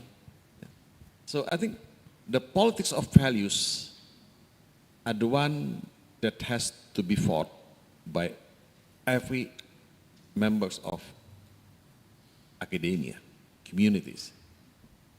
So I'm not, a member of political parties myself, but I've been doing my professional work as lawyers for a number of cases. But in principle, I limit myself to the politics of values, because this is our job, this is our duty, and I think that has to be like that. Yeah, we should not get involved in practical or daily politics, because you will be biased because of that. Usman, please. Sure, thank you, Professor Sulis. Thank you to Wahida Amin from South Africa. Thank you for your question.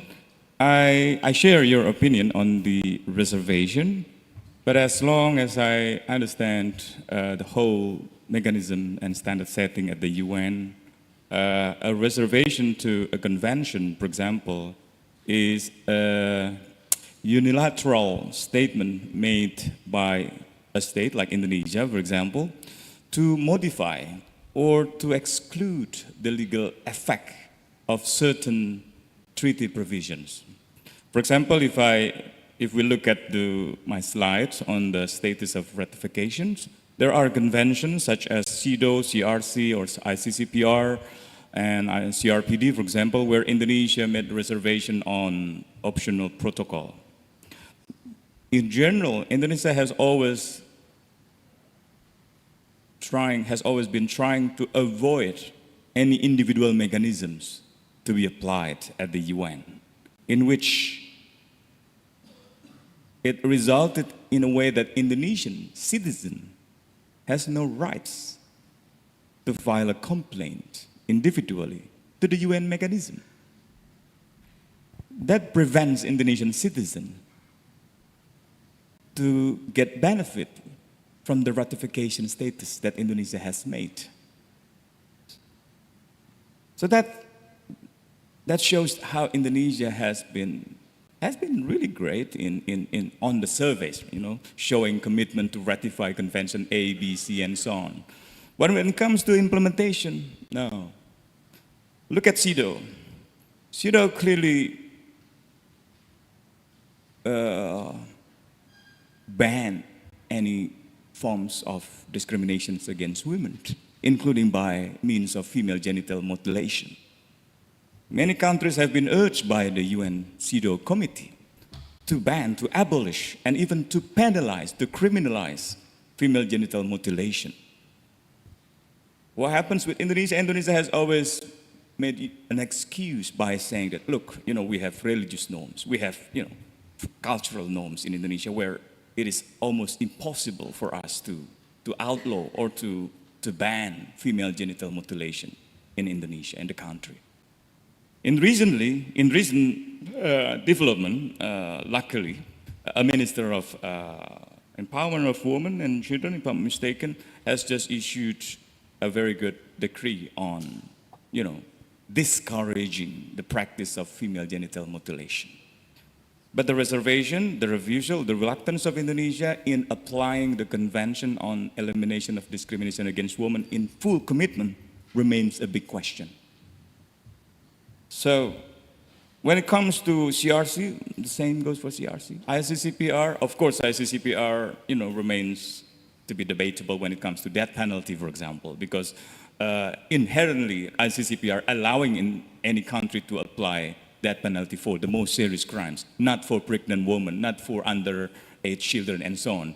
However, in recent years, the vast majority of countries in the world have agreed to abolish death penalty, to abolish capital punishment.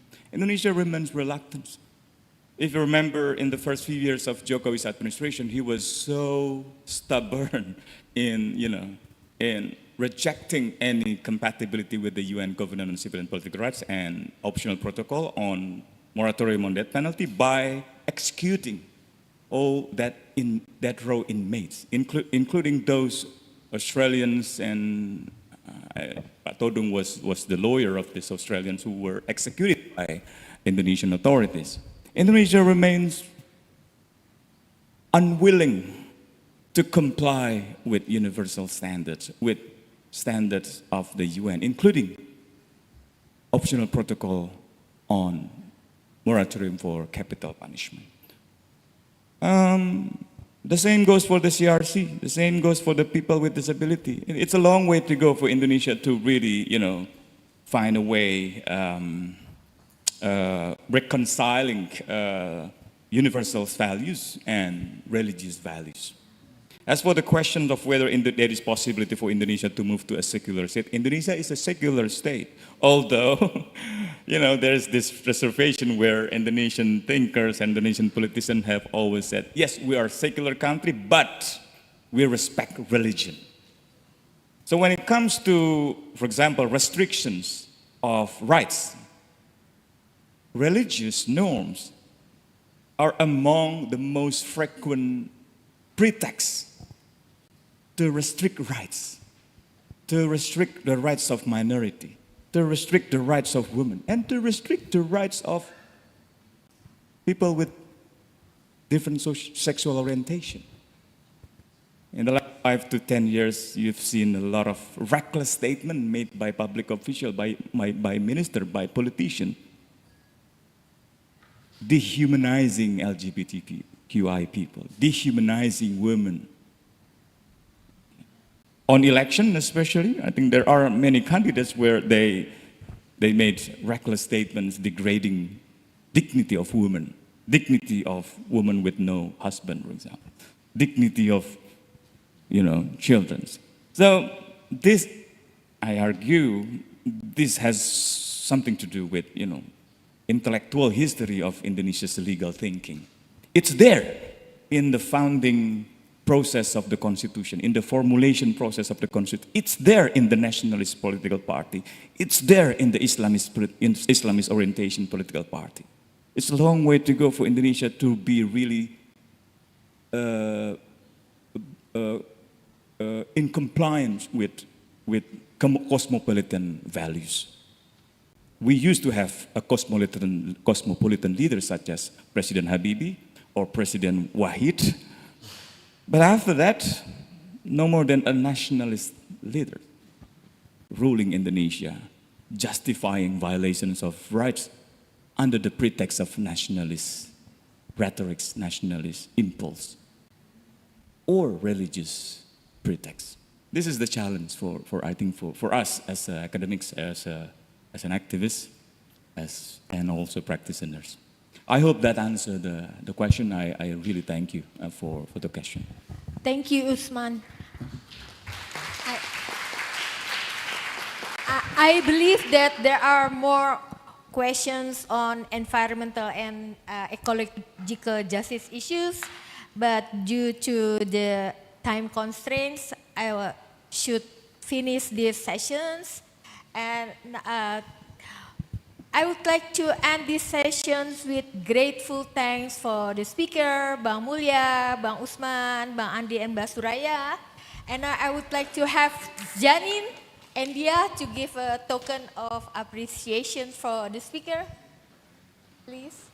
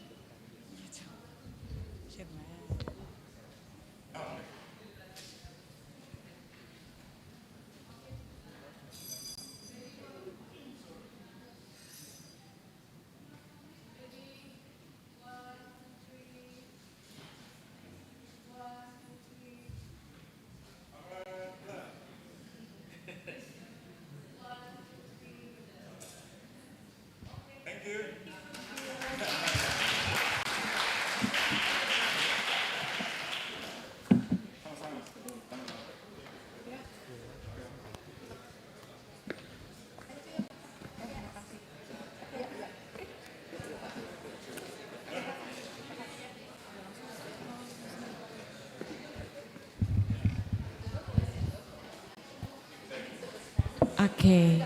Thank you, Prof. Sulis, as the moderator for guiding the discussion session really well.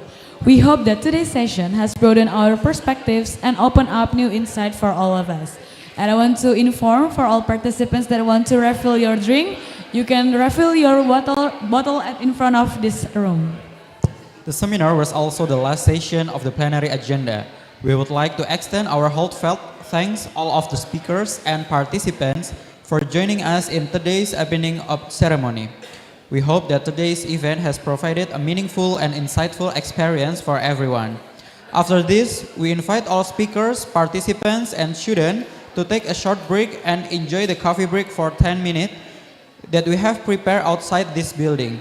After that, please slowly mobilize to panels room to start the seminar parallel session.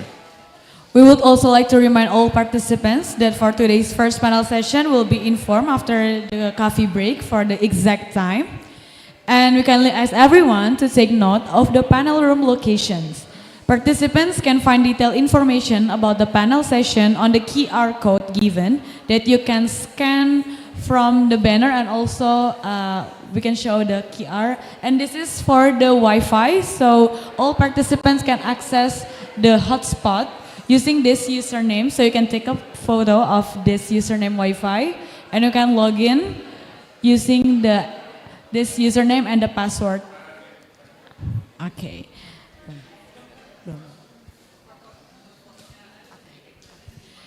And we want to inform you guys that there will be a group photo session in front of the Joko Sutono Auditorium, and it will be taken after the second coffee break in the afternoon.